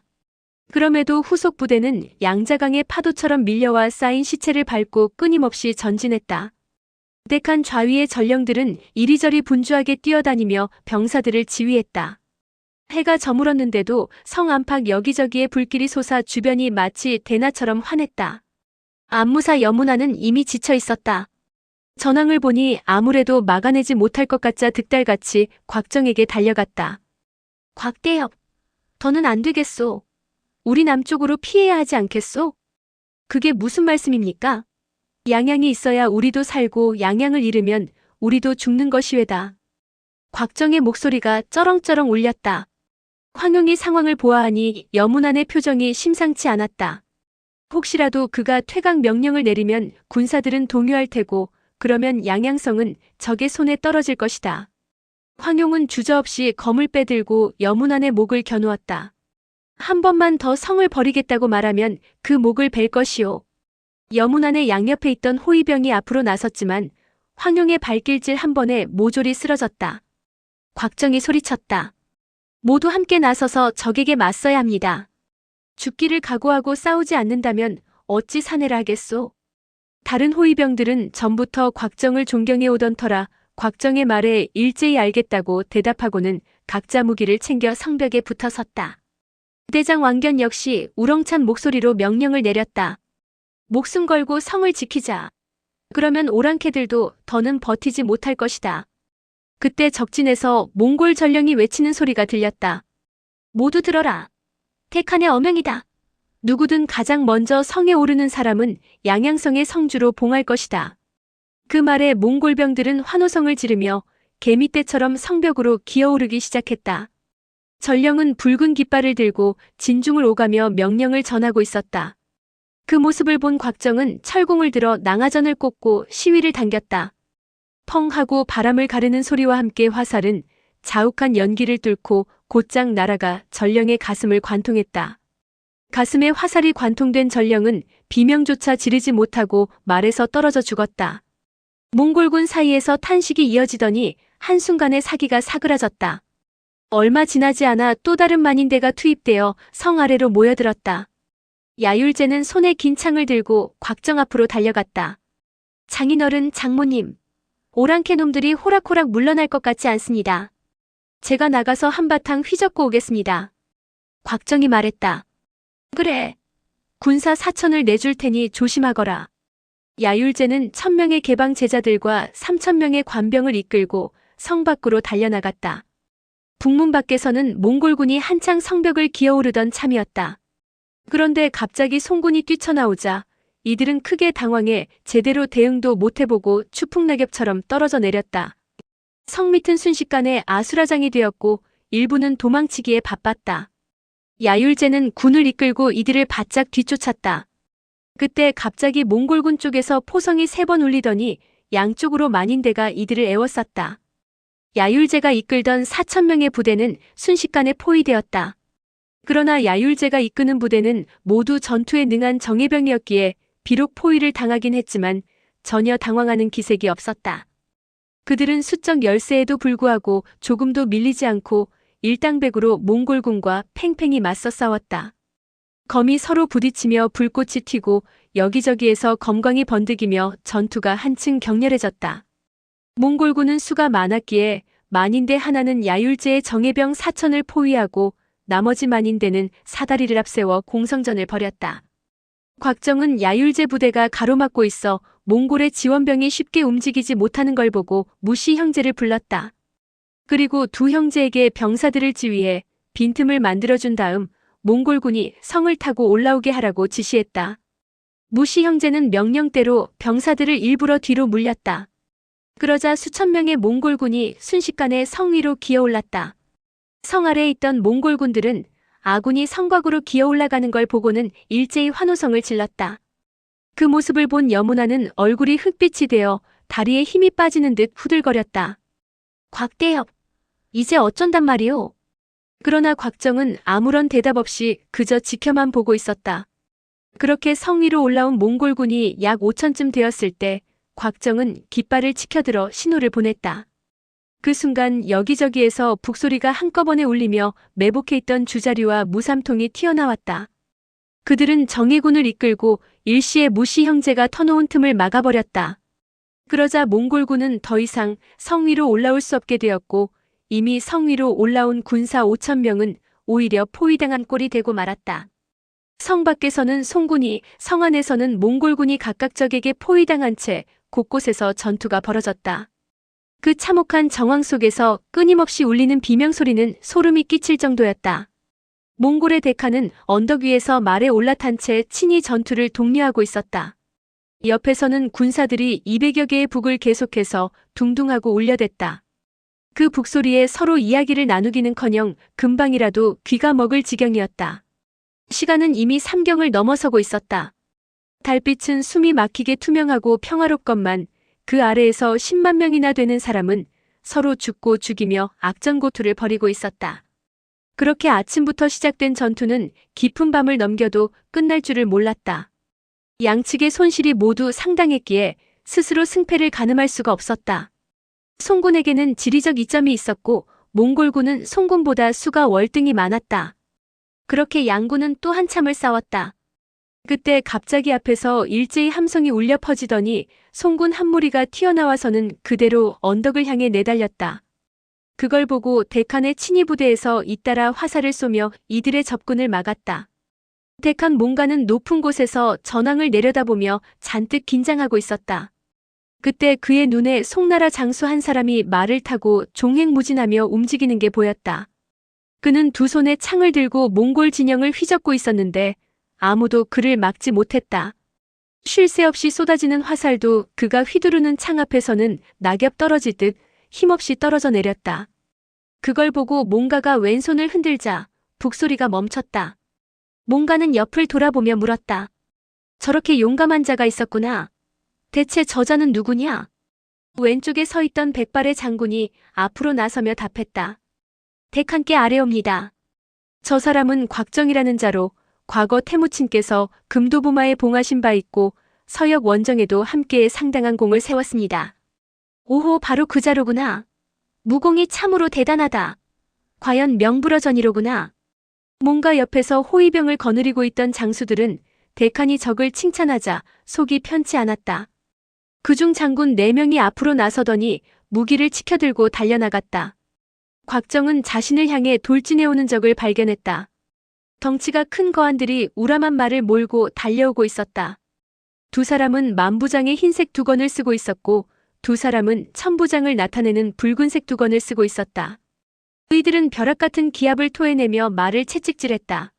막 곽정과 닿으려는 순간 곽정의 긴 창이 천부장 한 사람의 가슴을 뚫어버렸다. 그걸 보고 만부장 두 사람은 좌우로 갈라지며 창으로 곽정의 옆구리를 각자 노리고 들어갔다. 그러자 곽정이 몸을 비틀어 피하면서 한 손에 쥔 창을 던져 만부장 한 사람의 가슴을 뚫어버렸다. 그러곤 몸을 돌려 또 다른 만부장의 창을 움켜잡았다. 곽정이 자기 쪽으로 당기자 만부장의 창이 딸려왔고 만부장은 창을 놓치지 않으려 두 손으로 잡으며 버티려 애썼다. 그들은 몽골군 군영에서는 네로라 하는 용사들이었으나 입신의 경지에 도달한 곽정의 힘을 당해낼 수는 없었다. 곽정은 당기던 팔을 그대로 뻗으며 내공을 주입했다. 그러자 금속성 소리와 함께 창의 손잡이가 만부장의 가슴을 때렸다. 비록 날이 없어 창 손잡이가 갑옷을 뚫고 들어가지는 못했으나 그 충격에 가슴뼈가 산산조각난 만부장은 그만 선혈을 한 움큼 토해내며 말에서 떨어졌다.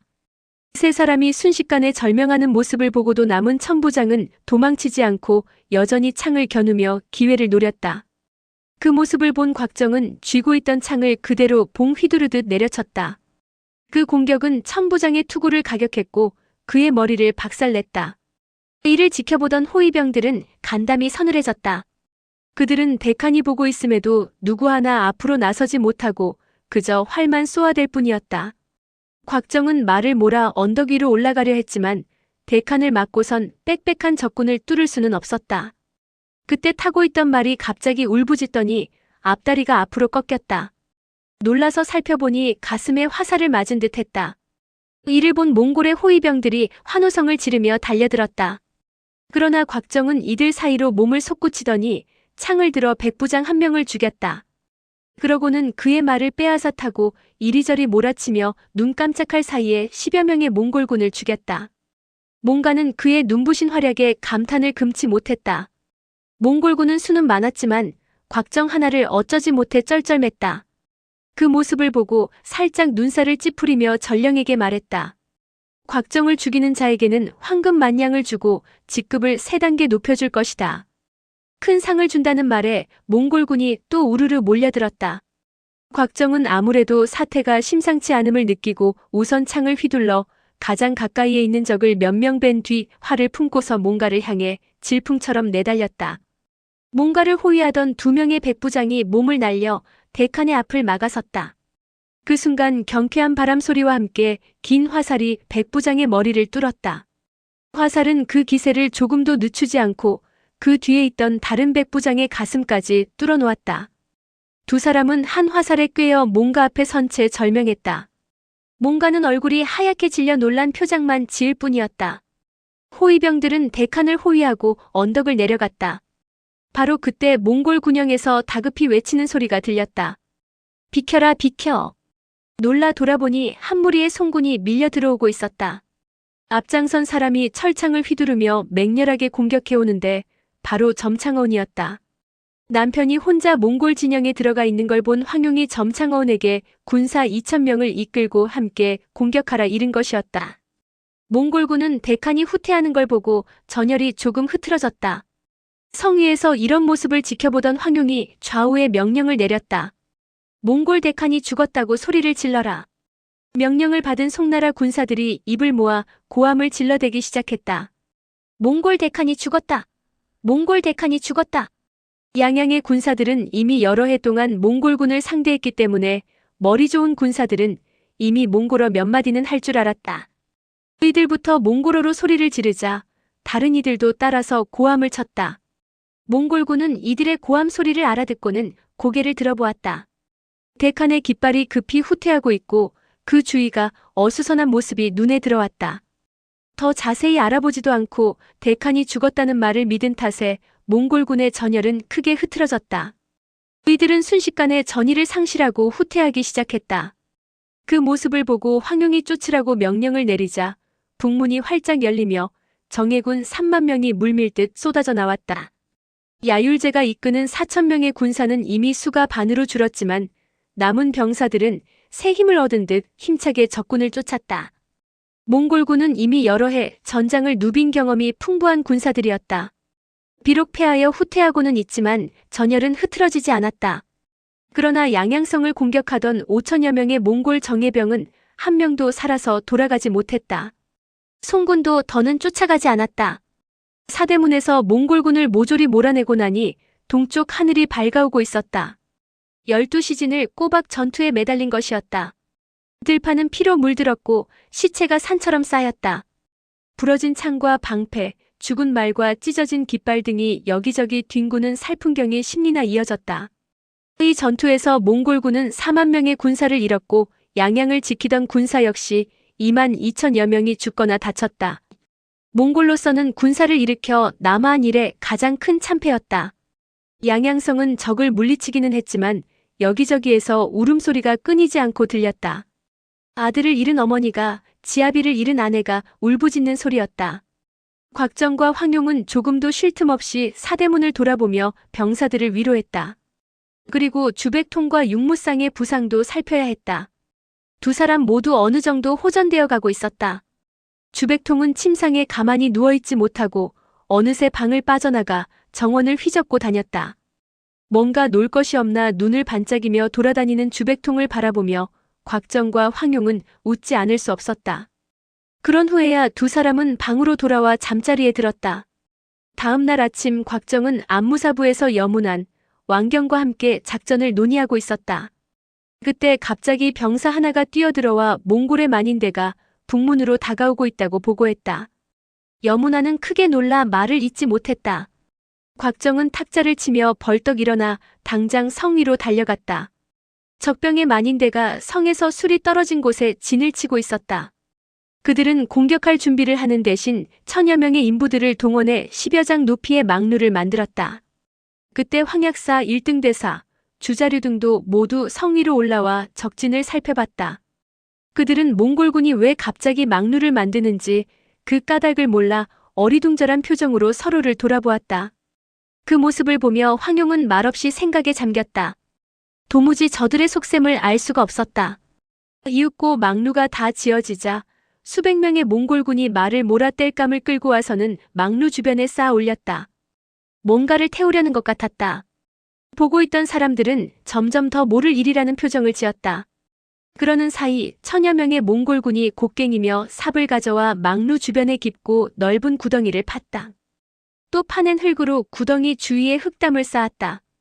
잠시 후 호각 소리와 북소리가 들려왔다. 만인대가 몰려와 망루 왼편에 정렬하고 섰다. 그러고 나서 또 다른 만인대가 뒤따라와 오른편에 섰다. 다음 만인대는 앞, 이어서 또 하나의 만인대가 뒤에 섰다. 이렇게 모두 4개의 만인대가 망루를 에워쌌다. 날카로운 호각 소리가 한 차례 울리자 북소리가 멈췄다. 수만 명의 몽골군이 몰려있는데도 숨소리조차 들리지 않았다. 잠시 정적이 이어지더니 갑자기 저 멀리에서 말 2필이 망루 쪽으로 달려왔다. 2사람이 말에서 내리더니 손을 잡고 망루로 올라갔다. 멀리 떨어져 있어 2사람의 모습을 정확히 알아볼 수는 없었지만 어렴풋이 보기에는 남자 1명과 여자 1명 같았다. 모두가 여전히 무슨 영문인지 몰라 지켜보고 있는 사이 황용이 갑자기 외마디 비명을 지르더니 쓰러지면서 정신을 잃었다. 놀란 사람들이 황급히 모여들어 그녀를 불러 깨웠다. 황용은 창백한 얼굴로 가쁜 숨을 쉬며 간신히 입을 열었다. 양아, 양아. 사람들은 깜짝 놀라 서로 얼굴을 돌아보았다. 주자류가 황용 옆으로 다가와 앉았다. 곽 부인, 정확히 보신 겁니까? 얼굴을 보지는 못했지만 틀림없이 우리 양이에요. 이제야 저들의 속셈을 알겠어요. 성을 함락시키지 못했다고 이런 비열한 방법을 쓰다니 정말 악독한 놈들이에요. 황약사와 주자류는 그녀의 말을 들으며 끓어오르는 분노를 억누를 수 없었다. 그러나 곽정은 아직도 상황 파악이 안 되는 표정이었다. 양이가 왜 저 망루에 있다는 거야? 몽골군의 속셈이 뭐라는 거야? 그 말에 황용이 벌떡 일어나 앉으며 목소리를 높였다. 오빠. 양이가 그만 적들의 손에 넘어가고 말았어요. 이제 저들은 망루를 세우고 그 아래에 장작을 깔아 양이를 망루에 묶은 다음 당신에게 항복을 요구해 올 거예요. 만일 당신이 항복하지 않으면 망루를 태워 양이를 죽일 거예요. 그 모습을 직접 우리 눈으로 보고도 제정신으로 이 성을 지켜낼 수 있겠어요? 금융국사는 곽양을 군영에 두고 제자로 삼으며 살뜰하게 보살펴 주었다. 그런데 이 사실을 홀필열이 알게 되었다. 홀필열은 전령을 보내 군사들이 보는 앞에서 곽양을 죽여 곽정의 의기를 꺾자고 했다. 그러나 금융국사는 한사코 이를 거절했었다. 심지어 금융국사는 곽양과 함께 군영을 떠나려 했다. 그러나 홀필열이 직접 찾아와 사죄한 이후 더 이상 그 일을 입에 담지 않았다. 하지만 어제 양양성에서 참패를 당하고 난 이후 주변에서 다시 곽양을 거론하기 시작했다. 그리고 대칸이 직접 망루를 짓고 곽양을 묶어 곽정을 항복하게 하라는 명령을 내리기에 이르렀다. 아무리 금융국사라도 왕자인 홀필열은 몰라도 대칸의 명령을 무시할 수는 없었다. 그는 몽골에서 서역에 이르기까지 밀종불교를 이어야 한다는 대업이 있었다. 그리고 몽골에 있는 제자들의 안위를 생각한 결과 대칸의 명령에 따를 수밖에 없었다. 속으로는 마뜩잖았지만 대칸의 군령은 지엄한 것이니 달리 어찌할 수가 없었다. 한편 사람들이 곽양을 어떻게 구할 것인지 상의하느라 분주한 사이 갑자기 성문이 열리더니 말 한 필이 북쪽을 향해 내달렸다. 말 위에 탄 사람은 바로 황용이었다. 그걸 보고 모두들 당황하여 얼른 말에 올라타고 그 뒤를 쫓았다. 일행은 망루를 향해 달리다 적의 화살이 미치지 못할 정도의 거리에서 말을 멈추었다.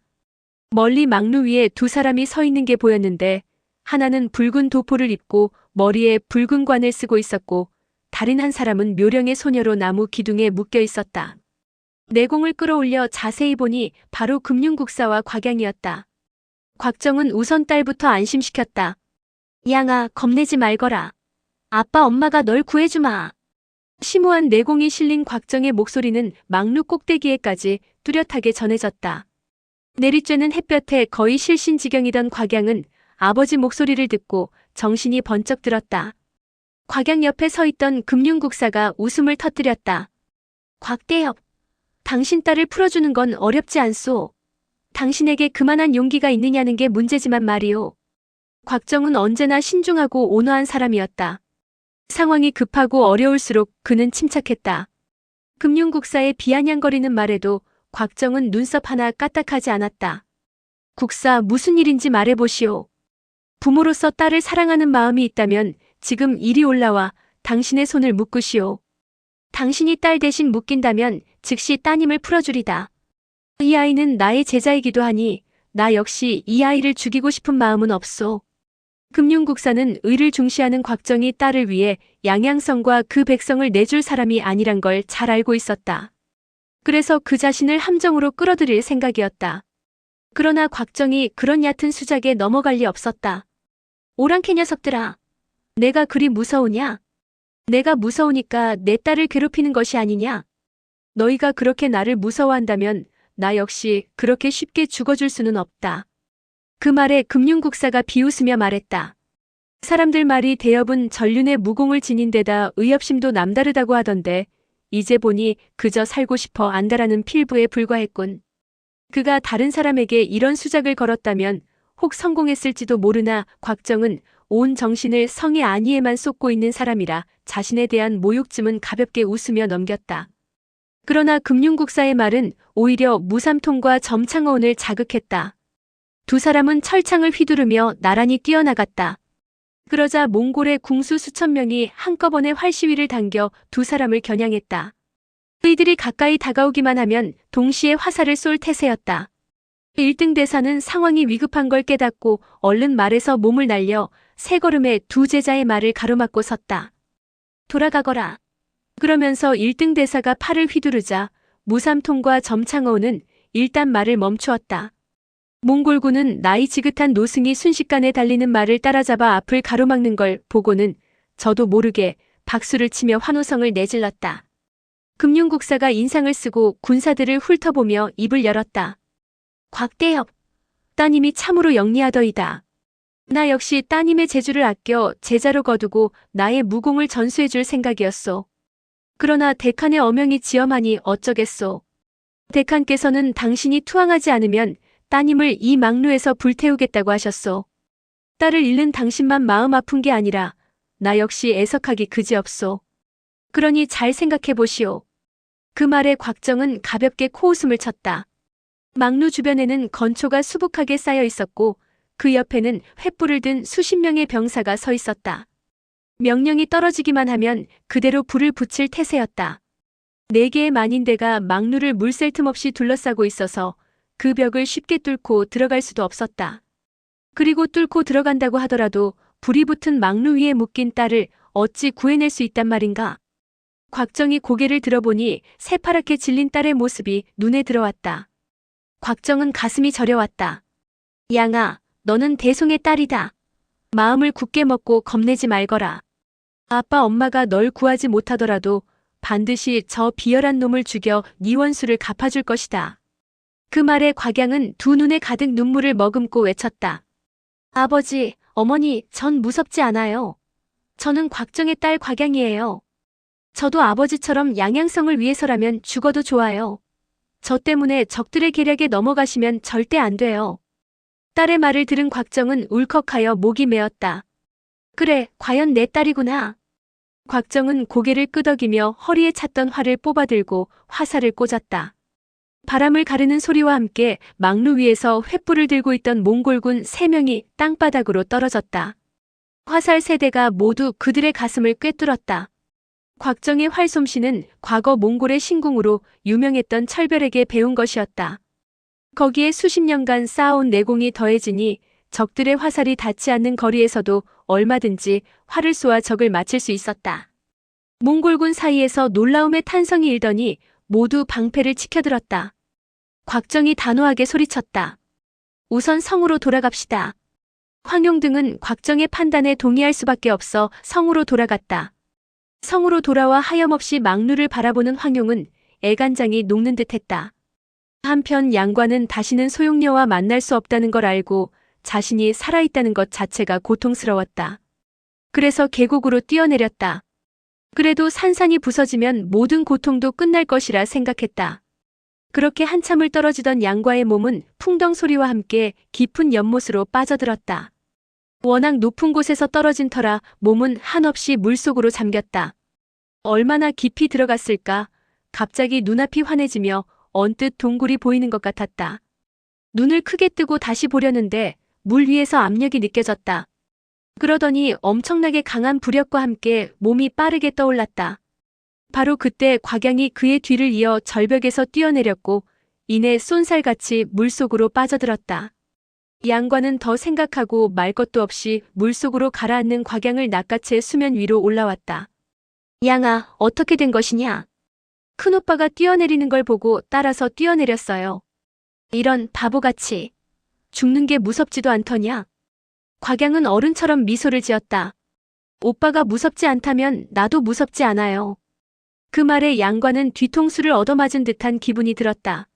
아직 나이도 어린아이가 이처럼 나를 생각한단 말인가? 양관은 곽양의 몸이 가볍게 떨리는 걸 느꼈다. 곽양은 품속에서 마지막 남은 금침을 꺼냈다. 큰오빠 일전에 금침 3개를 주시면서 금침 하나에 한 가지씩 부탁을 들어주겠다고 하셨죠? 이제 마지막 소원을 말할게요. 부인을 만나든 만나지 못하든 절대 죽지 마세요. 곽양은 금침을 양과의 손에 쥐어주었다. 손 안에 든 금침과 곽양을 번갈아 보며 양과는 잠시 말문이 막혔다. 양과가 떨리는 목소리로 물었다. 양양에서 여기까지 날 구하기 위해 온 것이냐? 맞아요. 남아이런 중천금이라고 했으니 제게 한 약속 어기시면 안 돼요. 그러면서 곽양이 싱긋 미소를 지어 보였다. 양과는 절로 한숨이 나왔다. 곽양을 보며 양과는 절대 스스로 목숨을 끊어서는 안 되겠다는 생각이 들었다. 양과가 곽양을 가만히 살펴보니 온몸이 흠뻑 젖어 추위에 이를 부딪히고 있으면서도 웃는 표정이었다. 양과는 우선 마른 가지들을 주워다가 불을 피우려 했으나 두 사람이 가진 부싯돌은 모두 젖어 사용할 수가 없었다. 양과는 어려서부터 한옥 침상에서 내공을 수련해온 터라 이 정도 한기는 아무것도 아니었다. 그러나 곽양은 추위에 몸을 떨고 있었다. 우선 내공으로 추위를 막아야겠구나. 어서 운기하거라. 곽양은 아직도 마음이 놓이지 않는지 양과에게 다시 한번 다짐을 받았다. 다시는 죽지 않겠다고 약속한 거죠? 양과가 그렇다며 고개를 끄덕이자 그제야 곽양은 가부좌를 틀고 앉아 운기하기 시작했다. 양과는 손을 뻗어 곽양의 등에 있는 신당열로 기를 불어넣어 주었다. 곽양은 한 줄기 훈훈한 온기가 피어나는 걸 느꼈다. 얼마 지나지 않아 곽양은 온몸에 맥이 살아나며 금세 몸이 따뜻해졌다. 곽양이 몇 차례 기를 순환시키자 양과는 그제야 어떻게 절정고까지 오게 되었는지 물었다. 곽양은 그간 있었던 일을 빠짐없이 설명해 주었다. 양과는 분노를 가누지 못하고 소리쳤다. 그런 악독한 자를 보았나? 이곳을 벗어나면 그 중놈을 혼내줘야겠다. 그때 머리 위로 수리 한 마리가 떨어졌다. 그리고 역시 연못에 잠겼다가 잠시 후 떠올랐다. 보아하니 부상이 매우 심해 보였다. 우리 수리네. 곽양이 외치는 순간 암수리가 내려와 수컷을 업고 날아갔다. 그리고 두 번째 아래로 내려왔을 때 양과는 곽양을 수리의 등에 태웠다. 양과는 수리가 잠시 후 자신을 데리러 올 줄 알았으나 아무리 기다려도 소식이 없었다. 수컷을 잃은 수리가 스스로 목숨을 끊은 줄 양과는 까맣게 모르고 있었다. 양과는 수리를 기다리며 연못 주변의 경치를 돌아보았다. 이곳저곳을 살펴보니 커다란 나무 위에 벌집 수십 개가 나란히 만들어져 있었다. 보통 벌집보다는 확연히 크고 그 주위를 날아다니는 벌들을 살펴보니 소용녀가 고묘에서 키웠던 옥봉처럼 보였다. 양관은 저도 모르게 짧은 비명을 토해내며 굳은 듯 그 자리에 멈춰 섰다. 잠시 후 양관은 벌집으로 다가가 자세히 살펴보았다. 벌집 옆부분이 진흙으로 발라져 있는 게 분명 사람이 만들어 놓은 듯했다. 틀림없이 소용녀의 흔적이었다. 양관은 반신반의하면서도 확신이 들었다. 그럼 절벽에서 뛰어내린 용이가 이곳에서 살았단 말인가? 연못 주위를 한 바퀴 돌며 살펴보니 주위는 깎아지른 듯한 절벽으로 둘러싸여 마치 깊고 넓은 우물 안에 빠져있는 듯한 느낌이 들었다. 양관은 그 자리에 주저앉아 하얀 구름이 떠가는 하늘을 하염없이 올려다보다가 나뭇가지를 꺾어 사방에 절벽을 두드렸다. 절벽은 온통 바위일 뿐 특별한 점은 없었다. 다시 주변을 자세히 살펴보니 커다란 나무 몇 그루가 누군가에 의해 껍질이 벗겨진 게 눈에 띄었다. 또 풀밭 옆 바위가 나란히 놓인 것으로 봐서 분명 누군가가 일부러 그렇게 한 것 같았다. 양관은 가슴이 뛰기 시작했다. 소용녀가 이곳에서 살았던 게 분명해 보였다. 그러나 16년의 세월 동안 무슨 일이 있었는지는 도무지 파악할 수가 없었다. 양관은 나무 아래에 앉아 가만히 생각에 잠겼다. 그러고 보니 아까 연못 아래에서 무슨 불빛을 본 것만 같았다. 분명 뭔가 이상한 빛이었다. 양관은 더 생각할 것도 없이 자리를 박차고 일어났다. 그러곤 그대로 연못으로 뛰어들어 아까 가라앉았던 곳까지 들어갔다. 깊이 들어갈수록 물은 차가웠다. 한참을 들어갔으나 주위는 갈수록 컴컴해질 뿐이었다. 양관은 내공이 강해 추운 것은 견딜 수 있었으나 강한 부력은 당해내기 힘들었다. 아무리 힘을 써들어가 보려 해도 결국 바닥까지는 닿을 수 없었다. 점차 숨이 가빠진 양관은 연못 밖으로 나와 숨을 고른 후 커다란 바위를 들고 다시 뛰어들었다. 양과의 몸은 아까와 달리 빠른 속도로 가라앉았다. 눈앞이 환해지는 순간 얼른 바위를 놓고 빛이 나오는 쪽으로 헤엄쳐 갔다. 그러자 어떤 기운이 몸에 부딪혀 오는 듯 했다. 그는 계속 헤엄쳐 빛이 나오는 곳까지 접근했다. 가고 보니 역시 동굴이었다. 동굴 안은 비스듬히 위로 올라가는 얼음굴이었다. 양과는 망설이지 않고 동굴로 들어가 떠내려가는 대로 몸을 맡겼다. 잠시 후 세찬 물소리와 함께 몸이 수면 위로 떠올랐다. 눈앞이 환해지며 꽃향기가 풍겼는데 그야말로 별천지였다. 양과는 물에서 나올 생각은 하지 않고 주위를 둘러보았다. 꽃들은 만개하고 풀이 뒤덮여 있는 게 마치 커다란 화원처럼 보였다. 양과는 놀라 눈이 휘둥그레졌지만 마음속은 반가움으로 벅차올랐다. 몸을 솟구쳐 물에서 나오는데 10여 장쯤 되는 곳에 작은 초가집이 보였다. 그러나 사람 모습은 어디에도 보이지 않았다. 초가집을 향해 달려가던 양과의 걸음이 갑자기 느려졌다. 혹 저 초가집에서도 용의의 흔적을 찾지 못하면 어쩌지? 그러면 난 어찌해야 할까? 초가집이 가까워질수록 양과의 걸음이 느려졌다. 가슴 깊은 곳에서 이 마지막 희망이 물거품으로 변하지 않을까 하는 두려움이 솟아났다. 초가집으로 다가간 양과는 우선 귀를 기울여 보았다. 주위가 너무 조용해서 자신의 숨소리가 들릴 지경이었다. 그런데 어디선가 옥봉의 날갯짓 소리가 들려왔다. 양과는 마음을 굳게 먹고 입을 열었다. 아무도 안 계십니까? 그러나 집안에서는 아무 소리도 들리지 않았다. 양과는 팔을 뻗어 문을 살며시 밀어보았다. 그러자 끼익 하는 소리와 함께 문이 열렸다. 성큼 걸음을 옮겨 안으로 들어가 살펴보던 양과는 온몸에 전율을 느꼈다. 집안에 있는 물건과 배치는 간단하고 소박했지만 먼지 하나 없이 깨끗했다. 방 안에는 탁자 하나와 의자만 덩그러니 놓여 있고 그 외에는 아무것도 없었다. 그러나 탁자와 의자가 놓인 방향이 양과의 눈에 너무나 익었다. 고묘의 석실에 있던 모습과 똑같았던 것이다. 양과는 더 생각할 것도 없이 자연스럽게 오른쪽으로 돌아보았다. 역시 작은 방이 있었다. 방을 지나가니 조금 큰 방이 나왔는데 침상과 탁자 등 가구의 배치가 모두 고묘에서 양과가 쓰던 침실과 똑같았다. 다만 고묘에 있던 것들은 모두 커다란 바위로 만든 반면 이곳에 있는 것들은 나무로 대충 만든 것이었다. 방 오른편에는 그가 처음 고묘에 들어가 내공을 수련하던 한옥 침상과 비슷한 모양의 침대가 있고 가운데에는 기다란 줄이 드리워져 있었다. 그건 사부인 소용녀가 잘 때 쓰던 것이 분명했다. 창 앞에 있는 작은 탁자는 그가 책을 읽고 글을 쓸 때 사용하던 것이었다.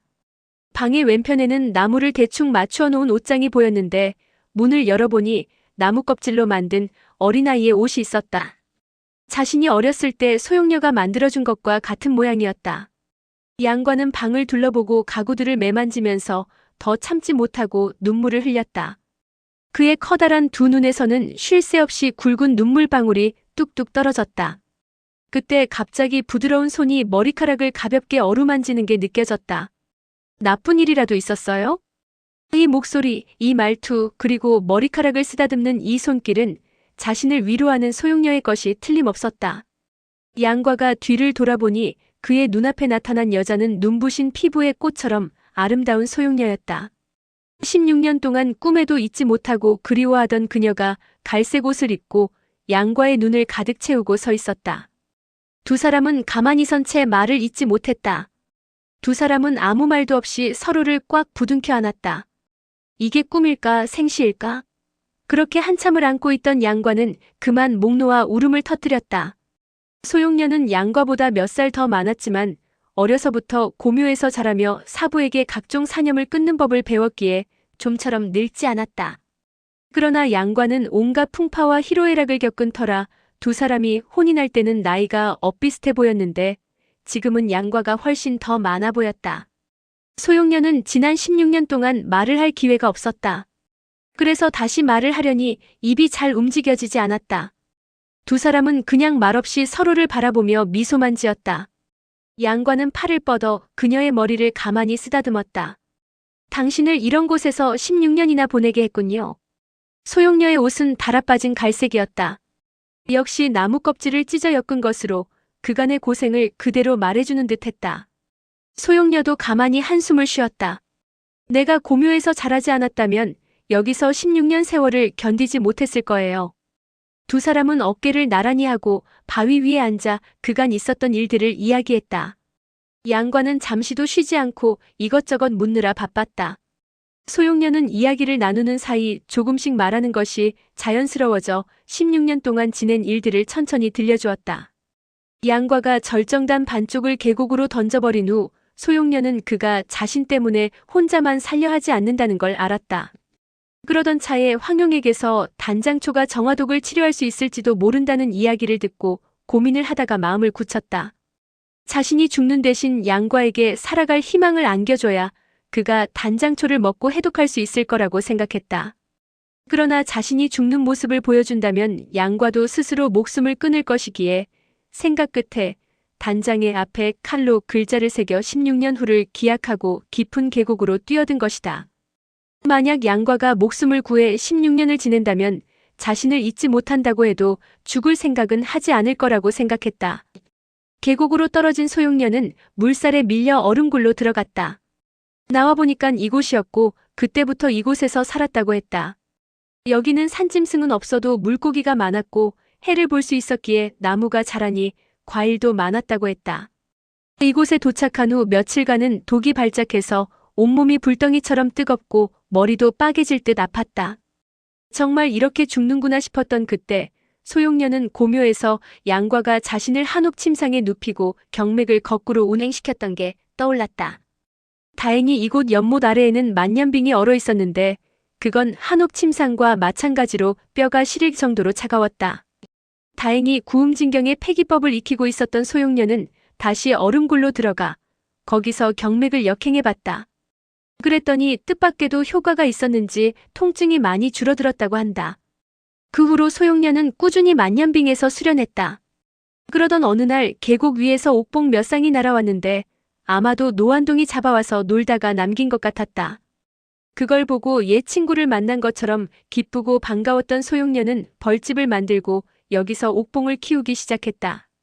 그렇게 해서 옥봉은 점점 늘어났다고 한다. 소용녀는 옥봉의 꿀을 먹고 연못의 물고기를 먹으며 살았다.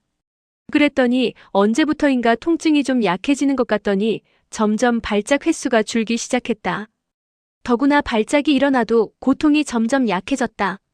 처음에는 매일 한두 번 발작했는데 그게 며칠에 한 번, 수개월에 한 번으로 줄더니 이제는 5년이 지났는데도 한 번도 발작하지 않았다. 아마도 만년빙에서 수련한 것도 있지만 옥봉의 꿀과 연못의 담수어가 독을 없애는 약이 된 게 아닌가 싶었다. 소용녀의 몸이 완치되었다는 이야기에 양과의 얼굴이 환하게 밝아졌다. 몸이 좋아진 소용녀는 줄곧 양과를 생각했다. 그러나 100장이 넘는 깊은 계곡은 사방이 모두 미끄러운 석벽뿐이라 도무지 올라갈 수가 없었다. 그래서 나무에서 가시를 떼어내 옥봉의 날개에 내가 절정곡 아래에 있다고 새겨 날려보냈다. 최근 몇 년 동안 아마 수천 마리의 날개에 새겼을 것이다. 하지만 아무리 기다려도 아무 소식이 없었기에 조금씩 포기하고 있던 참이었다. 그녀는 이 날개에 새긴 글자가 이미 주백통에게 발견되었고 황용이 그 숨은 뜻을 추측했다는 사실은 몰랐다. 그렇게 두 사람은 한참 동안 이야기를 나누었다. 소용녀는 집으로 들어가 물고기 요리와 과일, 그리고 옥봉꿀을 잔뜩 차려 가지고 왔다. 차갑고 맑은 연못의 물고기는 크기는 비록 작았지만 맛은 일품이었다. 배불리 먹은 양과는 뱃속이 따뜻해지며 제 집에 온 것처럼 편안한 기분이 들었다. 그리고 그제야 지난 16년 동안 있었던 일들을 이야기해 주었다. 양과는 강호를 누비고 다니며 많은 영웅호걸들과 겨루었다. 그가 겪은 일들은 이런 깊은 계곡에서 혼자 살아온 소용녀가 겪은 일보다 훨씬 다채롭고 흥미진진했다. 그러나 소용녀는 원래 세속일에 관심이 없는지라 놀랍고 이상한 이야기를 들을 때도 담담하게 미소만 지을 뿐이었다. 두 사람은 밤을 새워가며 이야기를 나누다 날이 밝아서야 지쳐 잠이 들었다. 깨어보니 해가 중천에 떠 정오를 넘어가고 있었다. 용아, 우리 여기서 늙어 죽도록 살까요? 아니면 어떻게든 세상으로 나갈까요? 소용녀의 마음으로는 조용하고 평화로운 이곳에서 양과와 평생 해로하는 게 좋을 것 같았다. 그러나 워낙 떠들썩한 걸 좋아하는 양과이고 보니 아무리 자신을 사랑한다고 해도 이곳에서 평생을 사는 건 너무나 적적할 것 같았다. 일단 나가보고 생각해요. 바깥 세상이 시끄러우면 이곳으로 돌아오거나 아니면 고묘로 가도 되잖아요. 근데 올라가는 게 문제네요. 오늘의 영상은 여기까지입니다. 영상이 도움이 되셨다면 구독과 좋아요, 알람 설정 부탁드립니다. 시청해주셔서 감사합니다.